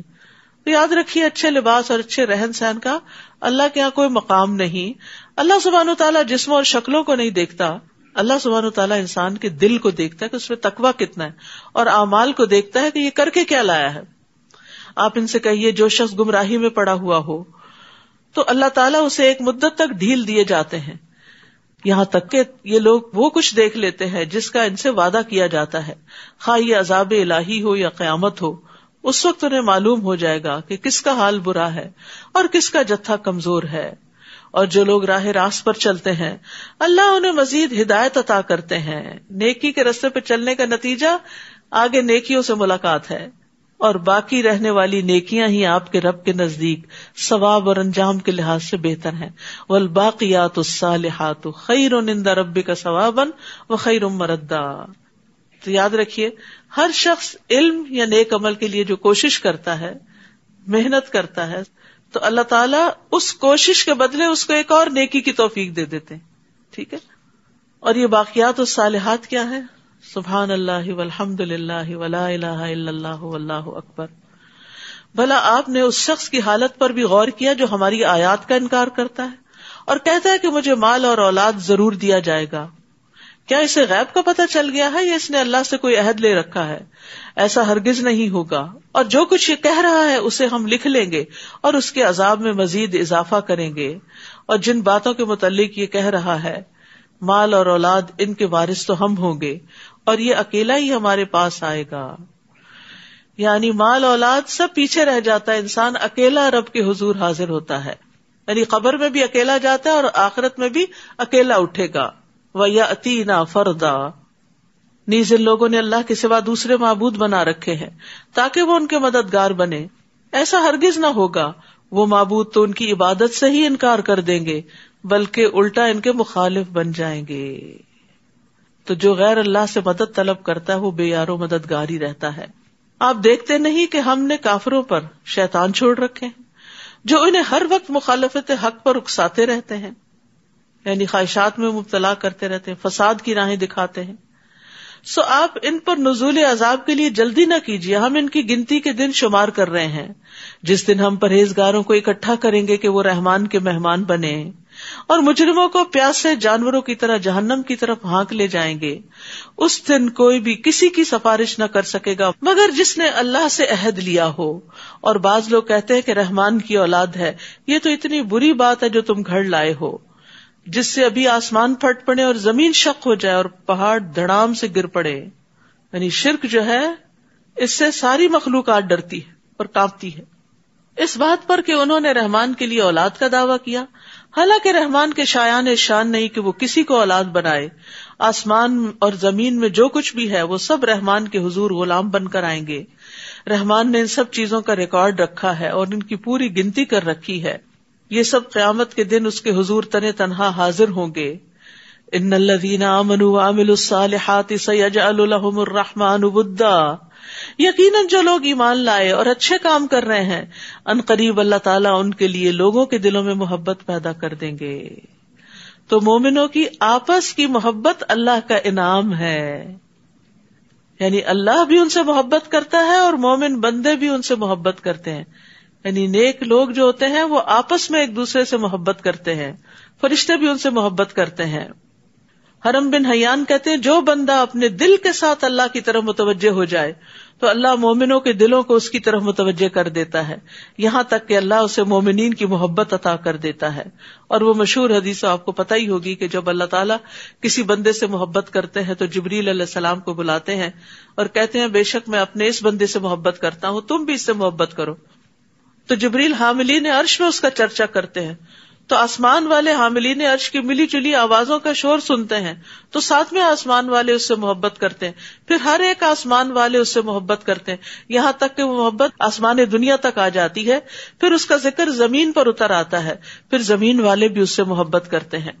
تو یہ اللہ کی محبت کی نشانی ہوتی ہے کہ کسی بندے کو لوگوں کی محبت نصیب ہو اور پھر اللہ تعالیٰ اس سے راضی ہو جائے. پس اے نبی، ہم نے اس قرآن کو آپ کی زبان میں آسان بنا دیا تاکہ آپ اس سے پرہیزگاروں کو خوشخبری دیں اور جھگڑالو قوم کو، بحث کرنے والوں کو ڈرائیں. ہم ان سے پہلے کئی قومیں ہلاک کر چکے ہیں، کیا آپ ان میں سے کسی کا نشان پاتے ہیں یا ان میں سے کسی کی بھنک بھی آپ کو سنائی دیتی ہے؟ سب بوجھ کے رہ گئے ہیں. سورۃ طٰہٰ ما انزلنا علیک القرآن لتشقی، طٰہٰ ہم نے یہ قرآن آپ پر اس لیے نازل نہیں کیا کہ آپ مشقت میں پڑ جائیں. الا تذکرۃ لمن یخشی، یہ تو ہر اس شخص کے لیے نصیحت ہے جو اللہ سے ڈرتا ہے، جس سے اس کا دل نرم ہو جاتا ہے. نصیحت وہ ہوتی ہے جسے سن کر دل نرم ہو جائے اور انسان اللہ کے حکم پر عمل کرنے لگے، اور ڈرنے والے ہی نصیحت قبول کرتے ہیں. یہ اس رب کی طرف سے نازل ہوا ہے جس نے زمین اور بلند آسمانوں کو پیدا کیا. رحمان اپنے عرش پر قرار پکڑا ہے. جو کچھ آسمانوں میں ہے اور جو کچھ زمین میں ہے اور جو کچھ ان دونوں کے درمیان ہے اور جو کچھ زمین کی انتہائی گہرائی میں ہے، ان سب چیزوں کا وہی مالک ہے. اگر آپ بلند آواز سے بات کریں تو وہ تو چپکے سے کہی ہوئی بات بلکہ اس سے بھی خفی تر بات کو جانتا ہے. اللہ کے سوا کوئی الہ نہیں، اس کے سارے ہی نام اچھے ہیں. لہ الاسماء الحسنی. اور کیا آپ کو موسیٰ کی خبر بھی پہنچی ہے جب اس نے آگ دیکھی تو اپنے گھر والوں سے کہا ٹھہرو. یہ واقعہ مصر سے واپسی پر پیش آیا تھا. کہا ٹھہرو، مجھے آگ نظر آئی ہے، شاید میں وہاں سے آپ کے لیے کوئی انگارہ لا سکوں یا مجھے وہاں سے راہ کا ہی پتہ چل جائے. جب وہ وہاں پہنچے تو اسے آواز آئی، اے موسیٰ میں تمہارا رب ہوں، اس وقت تم طوا کے مقدس میدان میں ہو، لہٰذا جوتے اتار لو، اور میں نے تمہیں نبوت کے لیے چن لیا ہے، لہٰذا جو وحی کی جاتی ہے اسے غور سے سنو. بے شک میں ہی ہوں اللہ، میرے سوا کوئی الہ نہیں، لہٰذا میری ہی عبادت کرو اور میری یاد کے لیے نماز قائم کرو. یہ تھا پہلا پیغام جو موسیٰ علیہ السلام کو نبوت کے بعد دیا گیا، اللہ ہی کی عبادت. اور ہر پیغمبر نے پھر اپنی قوم کو یہی میسج دیا. اور نماز کی اہمیت بھی یہاں سے پتہ چلتی ہے کہ عبادت میں سب سے پہلی عبادت توحید کے بعد نماز کا قائم کرنا ہے. قیامت یقیناً آنے والی ہے، میں اسے ظاہر کرنے ہی والا ہوں تاکہ ہر شخص اپنی کوشش کا بدلہ پائے. یہ ہے مقصد قیامت آنے کا. لہٰذا جو شخص قیامت پر ایمان نہیں لاتا اور اپنی خواہش کے پیچھے لگا ہوا ہے وہ تمہیں قیامت کے ذکر سے روک نہ دے، ورنہ تم بھی ہلاک ہو جاؤ گے. آپ دیکھیے کہ لوگوں کو قیامت کا تذکرہ پسند نہیں، موت کا ذکر پسند نہیں ہوتا. وہ کہتے ہیں یہ باتیں روز نہ کیا کرو. نہیں، یہ کرنے کی باتیں ہوتی ہیں، اپنی اولاد سے بھی، گھر والوں سے بھی، خود اپنے آپ کو بھی سنانے کی، کیونکہ یہ تو یقینی حقیقت ہے. اور اے موسیٰ یہ تمہارے داہنے ہاتھ میں کیا ہے؟ وہ لاٹھی تھی، عصا تھا موسیٰ کا، جس کے بارے میں اللہ تعالیٰ نے پوچھا، اور پوچھا اس لیے تاکہ وہ متوجہ ہو، اس کی امپورٹنس جانے. موسیٰ نے جواب دیا، یہ میری لاٹھی ہے، میں اس پر ٹیک لگاتا ہوں اور اپنی بکریوں کے لیے پتے جھاڑتا ہوں. علاوہ ازیں میرے لیے اس میں اور بھی کئی فوائد ہیں. اللہ تعالیٰ نے فرمایا موسیٰ اسے زمین پہ ڈال دو. وہ فائدے بتا رہے ہیں، اللہ تعالیٰ کا حکم آ گیا نیچے پھینک دو، اور اس میں حکمت تھی. پھر جب موسیٰ نے اسے زمین پر پھینکا تو یکدم وہ سانپ بن کر دوڑنے لگا. اللہ تعالیٰ نے فرمایا اسے پکڑو اور ڈرو نہیں، ہم جلد ہی اسے اس کی پہلی حالت پر لے آئیں گے، اور ذرا اپنا ہاتھ اپنی بغل میں دباؤ، یہ بغیر کسی تکلیف کے چمکتا ہوا نکلے گا، یہ دوسری نشانی ہے، یہ اس لیے کہ ہم تمہیں اپنی بڑی بڑی نشانیاں دکھلانے والے ہیں، ابھی تو آغاز ہے، اب تم فرعون کے پاس جاؤ کہ وہ سرکش ہو گیا ہے۔ موسیٰ علیہ السلام نے عرض کیا رب اشرح لی صدری، اے میرے رب میرا سینہ کھول دے۔ جب سینہ کھل جاتا ہے، شرح صدر ہو جاتا ہے، تو حق قبول کرنا بڑا آسان ہوتا ہے اور انسان کا دل بڑا ہو جاتا ہے۔ یعنی صرف یہ مطلب نہیں ہوتا کہ ٹیکسٹ مجھے سمجھ آ جائے، اس کا مطلب ہوتا ہے کہ میرے یقین میں اضافہ ہو، میرے ایمان میں اضافہ ہو، اور میری بزدلی ختم ہو، میرا اللہ پہ بھروسہ زیادہ ہو، اور جو بھی کوئی کام آپ کرنے جا رہے ہیں اس کو آپ بہترین طریقے سے کر سکیں۔ چاہے آپ کوئی رشتہ ہی لینے جا رہے ہوں تو رب اشرح لی صدری، اللہ میرا سینہ کھول دے، مجھے صحیح بات سجا دے، ویسر لی امری واحلل عقدۃ من لسانی، کمیونیکیشن آسان ہو، یفقہوا قولی، جو میں کہنا چاہ رہا ہوں ان دوسروں کو سمجھ آ جائے۔ بہت دفعہ مس کمیونیکیشن، لیک آف انڈرسٹینڈنگ فساد کا باعث بن جاتی۔ آپ کچھ کہہ رہے ہیں، دوسرا کچھ اور سمجھ رہے ہیں، آپ بات شروع ہی کر رہے ہیں، دوسرا بھڑک کے اٹھ رہے ہیں۔ تو ہو سکتا ہے کہ آپ کے کہنے کے انداز میں کوئی ایسی چیز ہو کہ جس سے دوسرا اوفینڈ ہو گیا ہو، تو دوسرا اس کو اپنے لیے اوفینس سمجھ رہا ہو۔ تو انسان کو ہر موقع پر یہ دعا بڑا فائدہ دیتی ہے، وَيَسِّرْ لِي أَمْرِي، اور میرے لیے میرا کام آسان بنا دے، وَاحْلُلْ عُقْدَةً مِّن لِّسَانِي، اور میری زبان سے لکنت کی گرہ کھول دے جو موسیٰ علیہ السلام کو لاحق تھی، یفقہوا قولی، تاکہ لوگ میری بات سمجھ سکیں، وَاجْعَل لِّي وَزِيرًا مِّنْ أَهْلِي، اور میرے لیے میرے خاندان میں سے ایک مددگار مقرر کر دے، ہارون اخی، ہارون کو جو میرا بھائی ہے، اشدد بہ ازری، اس سے میری کمر کو مضبوط کر، واشرکہ فی امری، اور اسے میرے کام میں شریک کر۔ یہ ہے شرح صدر، کہ دوسروں کو کام میں شریک کر لینا، دوسروں سے کام لے لینا، دوسروں کو اپنا مددگار بنا لینا، کئی نسبحک کثیرا، تاکہ ہم تیری تسبیح بیان کریں، ونذکرک کثیرا، اور خوب خوب تیرا ذکر کریں، انک کنت بنا بصیرا، بلا شبہ تو ہر آن ہمیں دیکھ رہا ہے۔ قال قد اوتیت سؤلک یا موسیٰ، اللہ تعالیٰ نے فرمایا موسیٰ جو کچھ تم نے مانگا وہ تمہیں دے دیا گیا، ساری دعائیں قبول ہو گئیں، سبحان اللہ۔ اور ہم نے تم پر ایک اور مرتبہ بھی احسان کیا تھا، وہ وقت یاد کرو جبکہ ہم نے تمہاری ماں کی طرف اشارہ کیا، جو وحی کے ذریعے کیا جاتا ہے، یعنی خفیہ اشارہ کیا جو کسی کو نہیں پتا چلا، صرف انہی تک بات پہنچی، کہ تم اس بچے موسیٰ کو صندوق میں رکھو، پھر اس صندوق کو دریا میں ڈال دو، دریا اس صندوق کو ساحل پہ پھینک دے گا جسے میرا اور موسیٰ کا دشمن اٹھا لے گا۔ میں نے تم پر اپنی طرف سے محبت ڈال دی کہ جو کوئی تمہیں دیکھے پیار کرنے لگے، اور یہ اس لیے کیا کہ میری نگرانی میں تمہاری پرورش ہو، تیرے دشمن بھی تجھ سے محبت کریں۔ جب تمہاری بہن لبے ساحل تمہارے ساتھ ساتھ چل رہی تھی، موسیٰ پانی میں تھے اور بہن کنارے پر، اور جب فرعون نے صندوق اٹھا لیا تو انہیں کہنے لگی کیا میں تمہیں ایسے شخص کا پتہ دوں جو اس بچے کی ٹھیک طرح پرورش کر سکے؟ پھر ہم نے تمہاری ماں کے پاس تمہیں لوٹا دیا تاکہ وہ اپنی آنکھیں ٹھنڈی کرے اور غم زدہ نہ رہے، اس کا غم دور کر دیا۔ نیز تم نے ایک آدمی کو مار ڈالا تھا تو ہم نے تمہیں اس غم سے نجات دی، یعنی گلٹ سے نکال دیا، پھر تمہیں مختلف آزمائشوں سے گزارا، فَفَتَنَّاكَ فُتُونًا، یعنی اس کے بعد پھر موسیٰ علیہ السلام 8-10 سال مدین میں رہے، بکریاں چراتے رہے۔ تو یہ سارے موسیٰ علیہ السلام کی زندگی کے حالات اللہ تعالیٰ بیان کر رہے ہیں کہ کہاں کہاں سے وہ گزرے۔ ہمارے لیے ایک سبق ہے نا اس میں، کہ کچھ پانے کے لیے انسان کو زندگی کے کن پگڈنڈیوں پہ چلنا پڑتا ہے، راستے میں کیسے کیسے لوگ ملتے ہیں، کیسے کیسے حادثے ہوتے ہیں، اور اللہ تعالیٰ کس طرح بچاتا چلا جاتا ہے انسان کو۔ پھر تم کئی سال مدین والوں کے ہاں رہے، پھر اب تم اے موسیٰ تقدیر کے مطابق ٹھیک وقت پر یہاں آ گئے، یہ وقت مقرر تھا تمہاری نبوت کے لیے، اللہ سے ملاقات کے لیے، اللہ سبحانہ تعالیٰ سے کلام کے لیے۔ وَاصْطَنَعْتُكَ لِنَفْسِي، اور میں نے تمہیں اپنے کام کا بنا لیا، اللہ ہمیں بھی اپنے کام کا بنا لے۔ لیکن آپ دیکھیے کہ جب اللہ کام کا بناتے ہیں نا تو بعض اوقات ٹھکائی بھی ہوتی ہے، یعنی مشکلیں بھی پیش آتی ہیں، لیکن ان پہ صبر کرنا چاہیے اور اللہ کی رضا پہ راضی رہنا چاہیے۔ لیکن یہ کہ خوش قسمت ہے وہ انسان جس کو اللہ چن لے۔ اب تم اور تمہارا بھائی دونوں میرے معجزات لے کر جاؤ اور میرے ذکر میں کوتاہی نہ کرنا. کام کرو لیکن ساتھ ذکر نہیں چھوڑنا, کیونکہ فرعون کے پاس بھیجا جا رہا تھا. ہاں فرعون کے ہاں جاؤ, وہ بڑا سرکش ہو گیا ہے. دیکھو اسے نرمی سے بات کہنا, شاید وہ نصیحت قبول کر لے یا ڈر جائے. فرعون کے ساتھ بھی نرمی سے بات کرنا, تو پھر عام انسان سے کیسے بات کرنی چاہیے ہم سب کو؟ پولائٹلی, آرام سے. مشکل سے مشکل بات بھی تو آرام سے کریں, کیونکہ نرم گفتگو جو ہے وہ صدقہ ہے. نبی صلی اللہ علیہ وسلم نے فرمایا جس کو نرمی سے حصہ دیا گیا تو یقیناً اس کو دنیا اور آخرت کی خیر و بھلائی سے نواز دیا گیا, اور نرم گفتگو کے بدلے جنت میں خوبصورت بالا خانے ملیں گے. قالا ربنا انا نخاف ان یفرط علینا او ان یطغى, دونوں نے عرض کیا اے رب ہم اس بات سے ڈرتے ہیں کہ وہ ہم پہ زیادتی کرے یا مزید سرکشی اختیار کرے.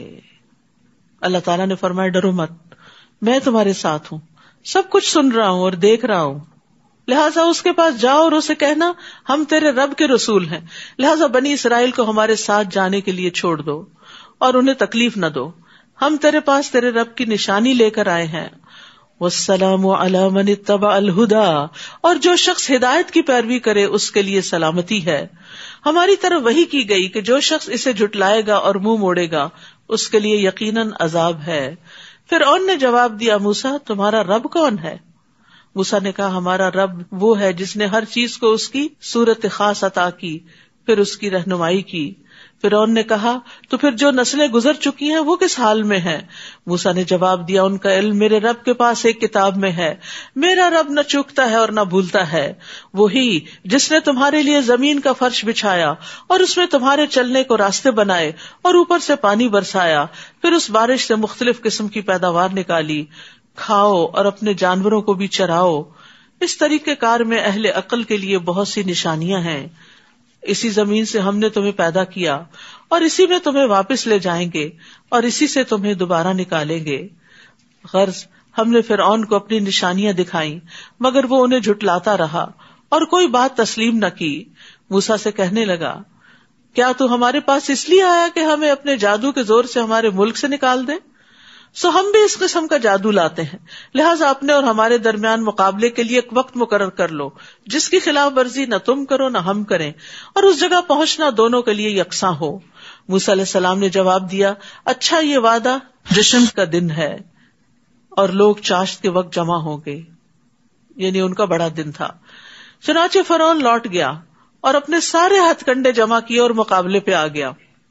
اس وقت موسیٰ نے لوگوں سے کہا افسوس تم پر, اللہ کے ذمے جھوٹی باتیں نہ لگاؤ ورنہ عذاب سے وہ تمہیں غارت کر دے گا, کیونکہ جس نے بھی جھوٹ گھڑا ناکام ہی رہا.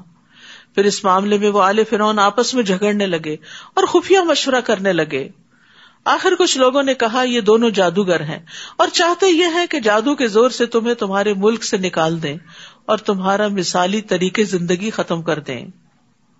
لہٰذا اپنی سب تدبیریں اکٹھی کرو اور متحد ہو کر مقابلے میں آؤ اور سمجھ لو کہ جو آج غالب رہا وہ جیت گیا.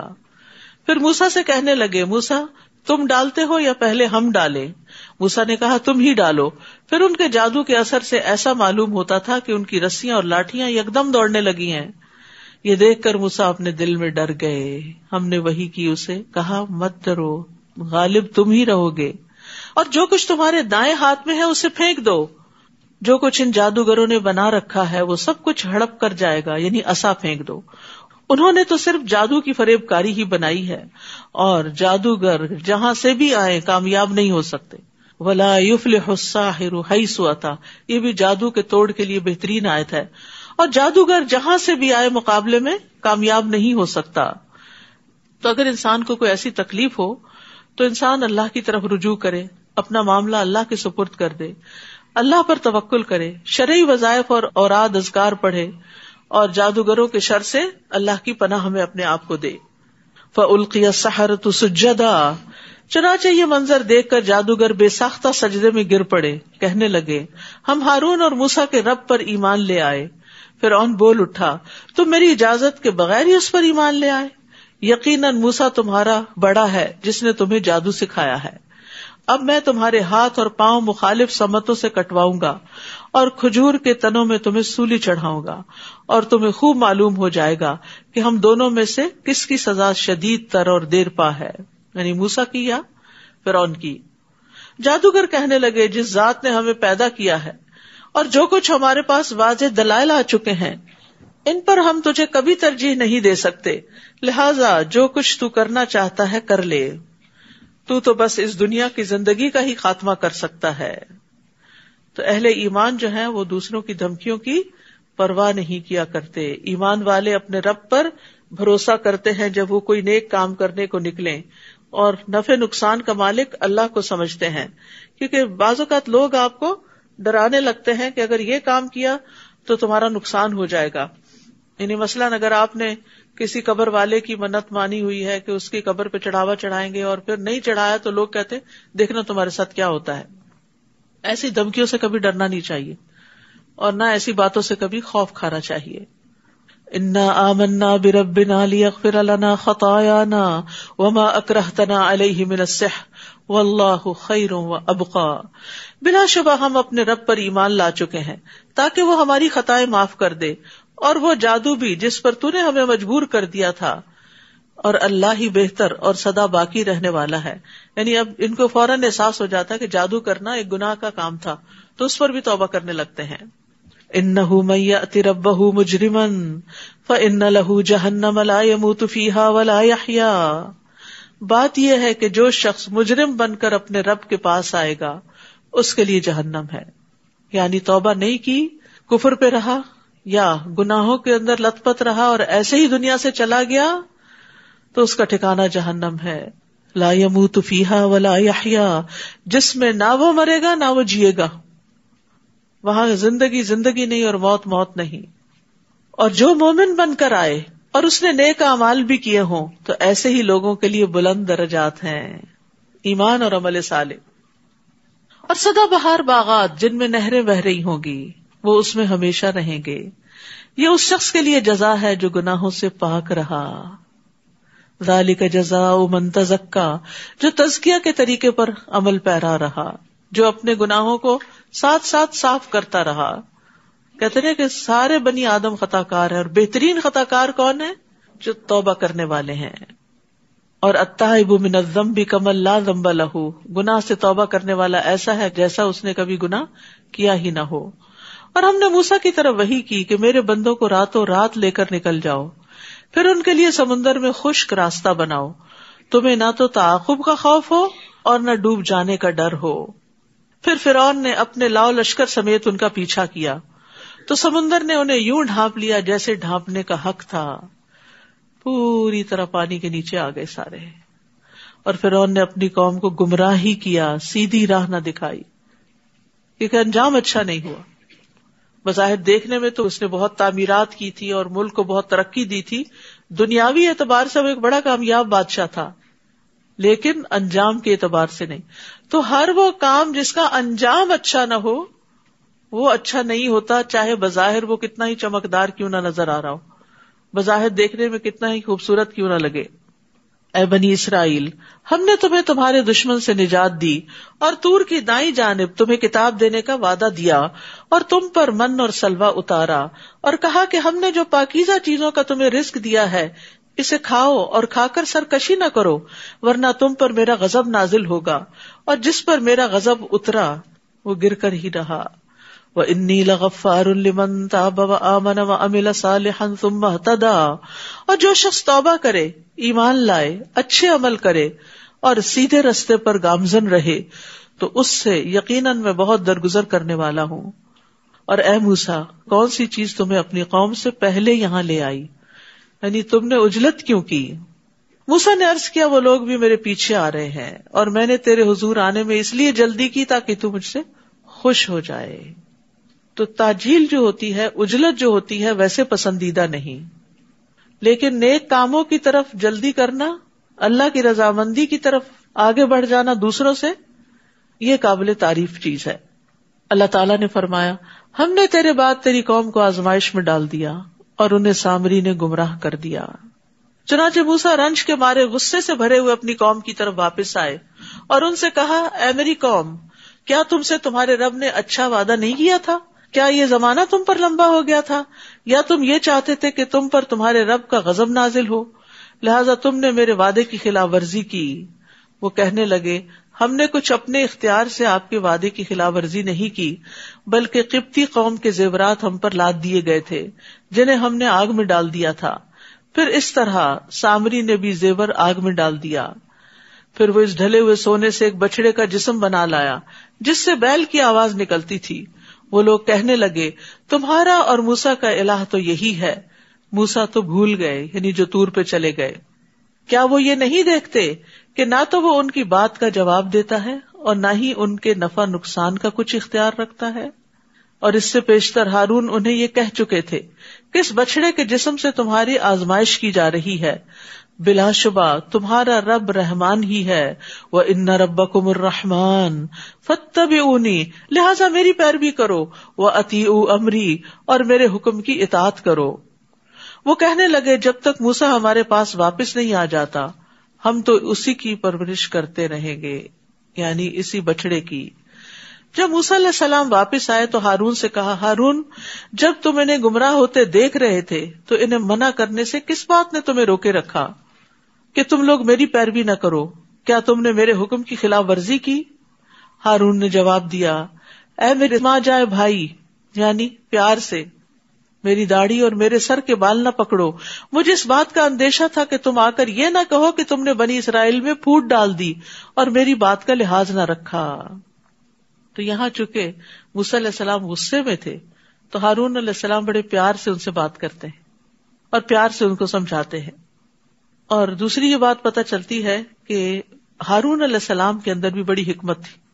فتنے فساد سے بچنے کے لیے انہوں نے کہا کہ موسیٰ علیہ السلام آ کے ہی فیصلہ کر لیں گے، میں ابھی اس معاملے کو ایسے ہی رہنے دیتا ہوں۔ سمجھایا ضرور لیکن سختی نہ کی۔ قال فما خطبک یا سامری، پھر موسیٰ نے سامری کی طرف متوجہ ہو کر کہا، بتاؤ سامری تمہارا کیا معاملہ ہے؟ سامری نے کہا، میں نے وہ چیز دیکھی جو دوسروں کو نظر نہ آئی، چنانچہ میں نے رسول کے نقش قدم سے ایک مٹی اٹھا لی، پھر اس بچڑے کے جسم میں اس کو ڈال دیا، میرے نفس نے مجھے ایسا ہی سمجھایا تھا۔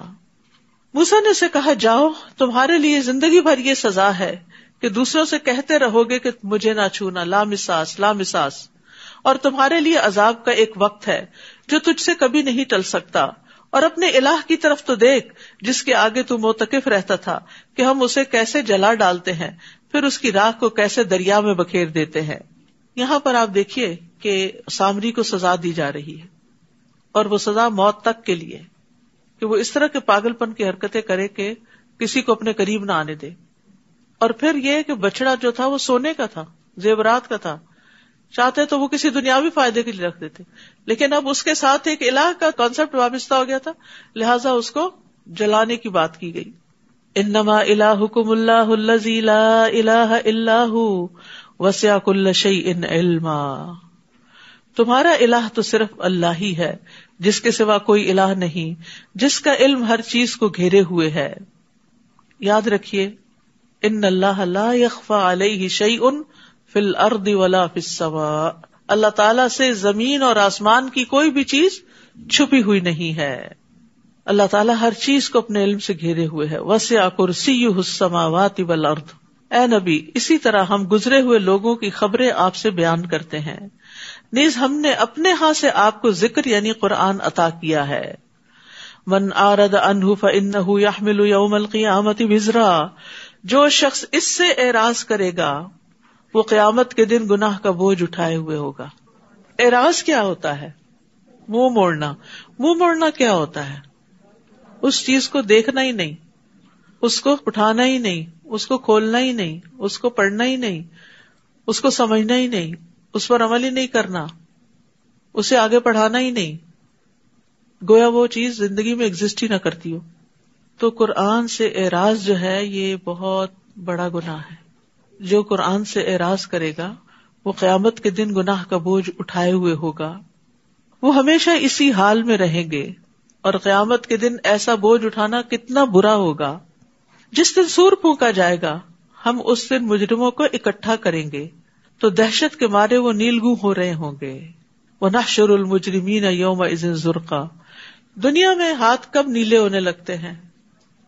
بعض اوقات آپ دیکھیں نا بچوں کے چہرے بالکل نیلے ہو جاتے رو کے، غم اور تکلیف کی شدت سے.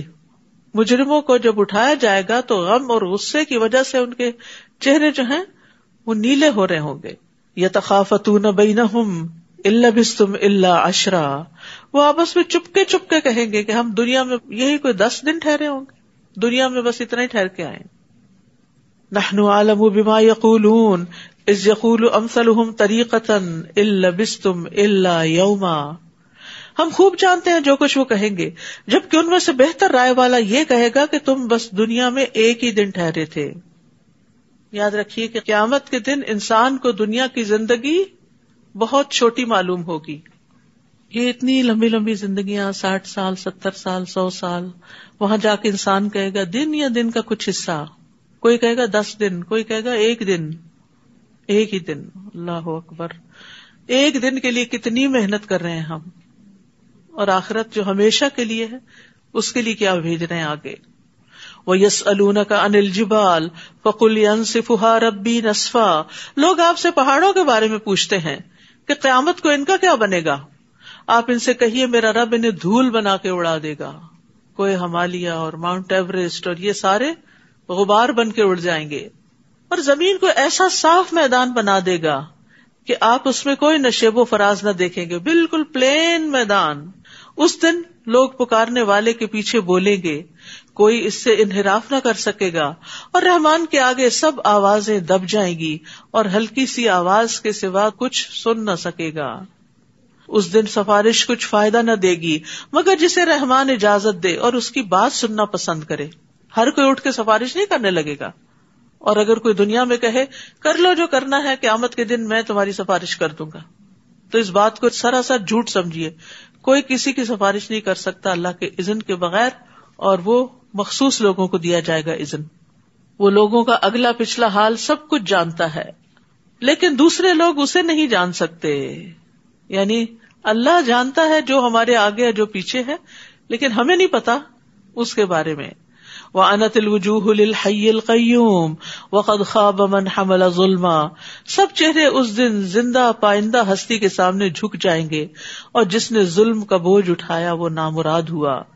اور جو شخص نیک اعمال کرے اور وہ مومن ہو تو اسے بے انصافی یا حق تلفی کا ڈر نہ ہوگا، اس میں ظلم نہیں کیا جائے گا. اسی طرح ہم نے قرآن کو عربی زبان میں نازل کیا اور طرح طرح سے وعید بیان کیے تاکہ لوگ پرہیزگاری اختیار کریں یا ان میں غور و فکر کی عادت پیدا ہو. تو قرآن کے عربی میں آنے کا مقصد کیا ہے؟ اس لیے کہ لوگ غور و فکر کر سکیں اور ان کے اندر پرہیزگاری پیدا ہو، کیونکہ عربی کے الفاظ دل پہ عجب طرح اثر کرتے ہیں. فتعال اللہ الملک الحق، بس اللہ ہی بادشاہ حقیقی بلند شان والا ہے، اور قرآن کی وحی پوری ہونے سے پہلے اسے پڑھنے میں جلدی نہ کیجیے اور دعا کیجیے وقل رب زدنی علما، کہ اے میرے رب مجھے مزید علم عطا کر. ابن مسعود جب بھی یہ دعا پڑھتے تو دعا کرتے اللہم زدنی علما و ایمانا و یقینا، اے اللہ میرے علم، ایمان اور یقین میں اضافہ فرما. علم میں بھی اضافہ مانگنا چاہیے، ایمان میں بھی، یقین میں بھی، اور فہم میں بھی. امام ابن تیمیہ کہتے ہیں کہ بعض اوقات میں نے ایک ایک آیت پر 100 تفاسیر کا مطالعہ کیا، پھر میں اللہ سے فہم کی دعا کرتا اور کہتا یا معلم آدم و ابراہیم علمنی، اے آدم اور ابراہیم کو تعلیم دینے والے مجھے بھی تعلیم دے. انہوں نے کبھی بھی اپنے علم پر غرور نہیں کیا تھا. نبی صلی اللہ علیہ وسلم یہ دعا مانگا کرتے تھے اللہم انفعنی بما علمتنی وعلمنی ما ینفعنی وارزقنی علما تنفعنی بہ، اے اللہ تو مجھے جو علم نصیب فرمائے اس سے مجھے فائدہ پہنچا، اور مجھے وہ علم دے جو مجھے فائدہ دے، اور مجھے ایسا علم دے جس کے ذریعے میں فائدہ اٹھا سکوں. کتنی خوبصورت دعا ہے. اور اس سے پہلے ہم نے آدم سے ایک عہد لیا تھا مگر وہ بھول گیا اور ہم نے اس کا ایسا عزم نہ پایا. اور جب ہم نے فرشتوں سے کہا تھا کہ آدم کو سجدہ کرو تو ابلیس کے سوا سب نے اسے سجدہ کیا مگر اس نے حکم نہ مانا. لہذا ہم نے آدم سے کہا کہ یہ تمہارا اور تمہاری بیوی کا دشمن ہے، یہ خیال رکھنا کہ وہ کہیں تمہیں جنت سے نہ نکلوا دے پھر تم مصیبت میں نہ پڑ جاؤ. یہاں تو نہ تمہیں بھوک ستاتی ہے نہ ننگے رہتے ہو، نہ پیاس لگتی ہے اور نہ دھوپ ہوتی ہے. پس شیطان نے آدم کے دل میں وسوسہ ڈالا اور کہا آدم میں تمہیں وہ درخت نہ بتاؤں جس سے ابدی زندگی اور لا زوال سلطنت حاصل ہوتی ہے. اصل میں انسان کی بہت بڑی ویکنس ہے کہ زندگی زیادہ مل جائے اور اس کے لیے کچھ بھی اسے کرنا پڑے تو کر گزرے. تو وہ اس لالچ میں آ گئے کہ اچھا زیادہ دیر جئیں گے، چلو کوئی نہیں پھل ہی کھانا کھا لیں گے. تو اس لیے کبھی بھی انسان لوگوں کی باتوں میں آ کے اپنا طرز زندگی نہ بدلے، اور خاص طور پر جس بات کی کوئی دلیل ہی نہ ہو. فَأَكَلَا مِنْهَا فَبَدَتْ لَهُمَا سَوْآتُهُمَا، آخر کار ان دونوں نے اس درخت کا پھل کھا لیا جس سے ان کے سطر کے مقامات ایک دوسرے کے آگے کھل گئے. وہ جنت کے پتوں سے انہیں ڈھانکنے لگے. اللہ نے ان کو اتنی سمجھ دی تھی کہ ننگے نہیں رہنا، اور آدم نے اپنے رب کی نافرمانی کی تو وہ بھٹک گئے. پھر ان کے رب نے انہیں برگزیدہ کیا تو ان کی توبہ قبول کی اور ہدایت بخشی. اللہ تعالیٰ نے فرمایا تم دونوں یعنی انسان اور شیطان سب یہاں سے نکل جاؤ، تم ایک دوسرے کے دشمن ہوگے. پھر اگر تمہارے پاس میری طرف سے ہدایت آئے تو جو کوئی میری ہدایت کی پیروی کرے گا تو نہ وہ گمراہ ہوگا اور نہ تکلیف اٹھائے گا. ابن عباس کہتے ہیں کہ اللہ نے ضمانت دی کہ جو قرآن پڑھتا ہے اور اس پر عمل کرتا ہے وہ دنیا میں گمراہ نہیں ہوگا اور آخرت میں محروم نہیں ہوگا. پھر انہوں نے اسی آیت کی تلاوت کی. وَمَنْ أَعْرَضَ عَنْ ذِكْرِي فَإِنَّ لَهُ مَعِيشَةً ضَنْكًا وَنَحْشُرُهُ يَوْمَ الْقِيَامَةِ أَعْمَى قال رب لم حشرتني أعمى وقد كنت بصيرا قال كذلك أتتك آياتنا فنسيتها وكذلك اليوم تنسى. اور جو میری یاد سے منہ موڑے گا تو اس کی زندگی تنگ ہو جائے گی اور قیامت کے دن ہم اسے اندھا کر کے اٹھائیں گے. استغفر اللہ. یہ اللہ کی یاد سے منہ موڑنے کا نتیجہ ہے. ساری نعمتیں ہوتے ہوئے بھی مرضی کی زندگی گزارنے کے باوجود زندگی گھٹن کا شکار رہے گی. نہ اطمینان قلب ہے اور نہ شرح صدر ہے.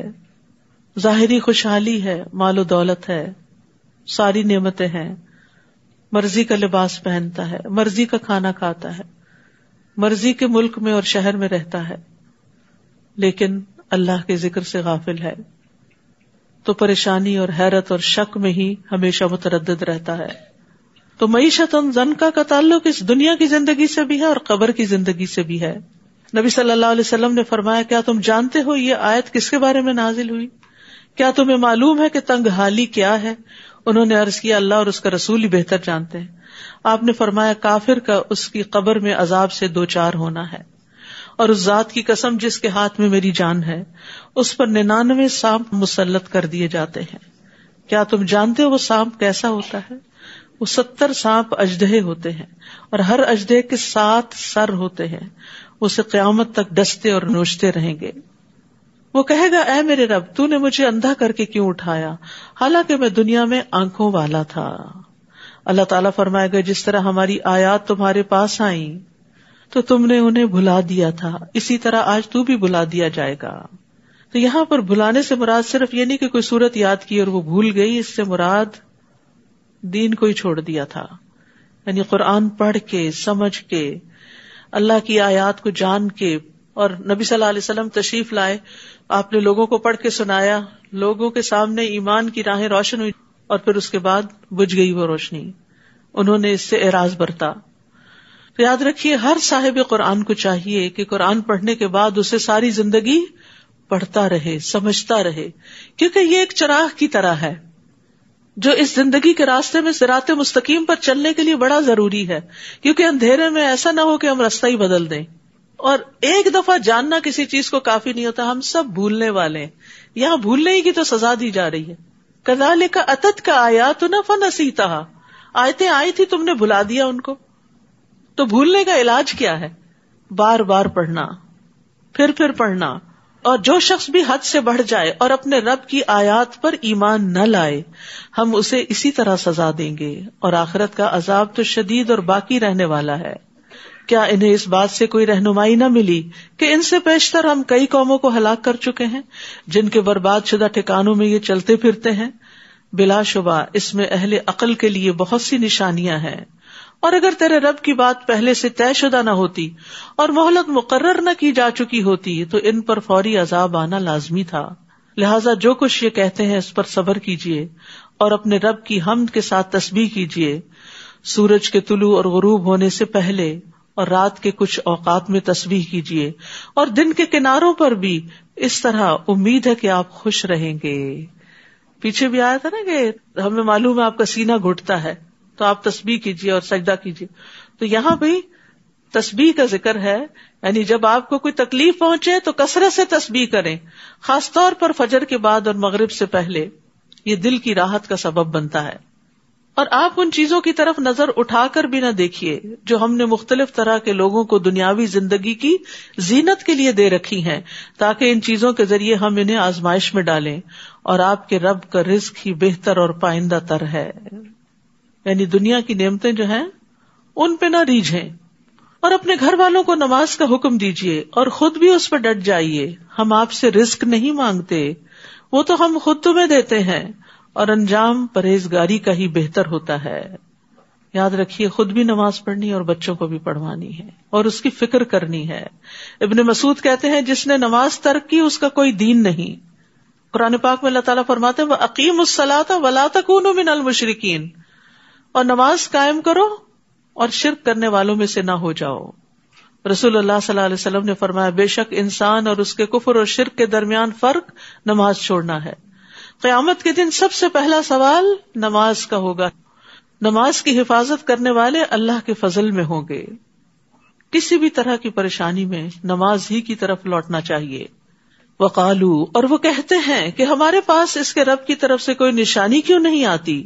کیا ان کے پاس پہلے صحیفوں میں واضح دلیل نہیں آ چکی؟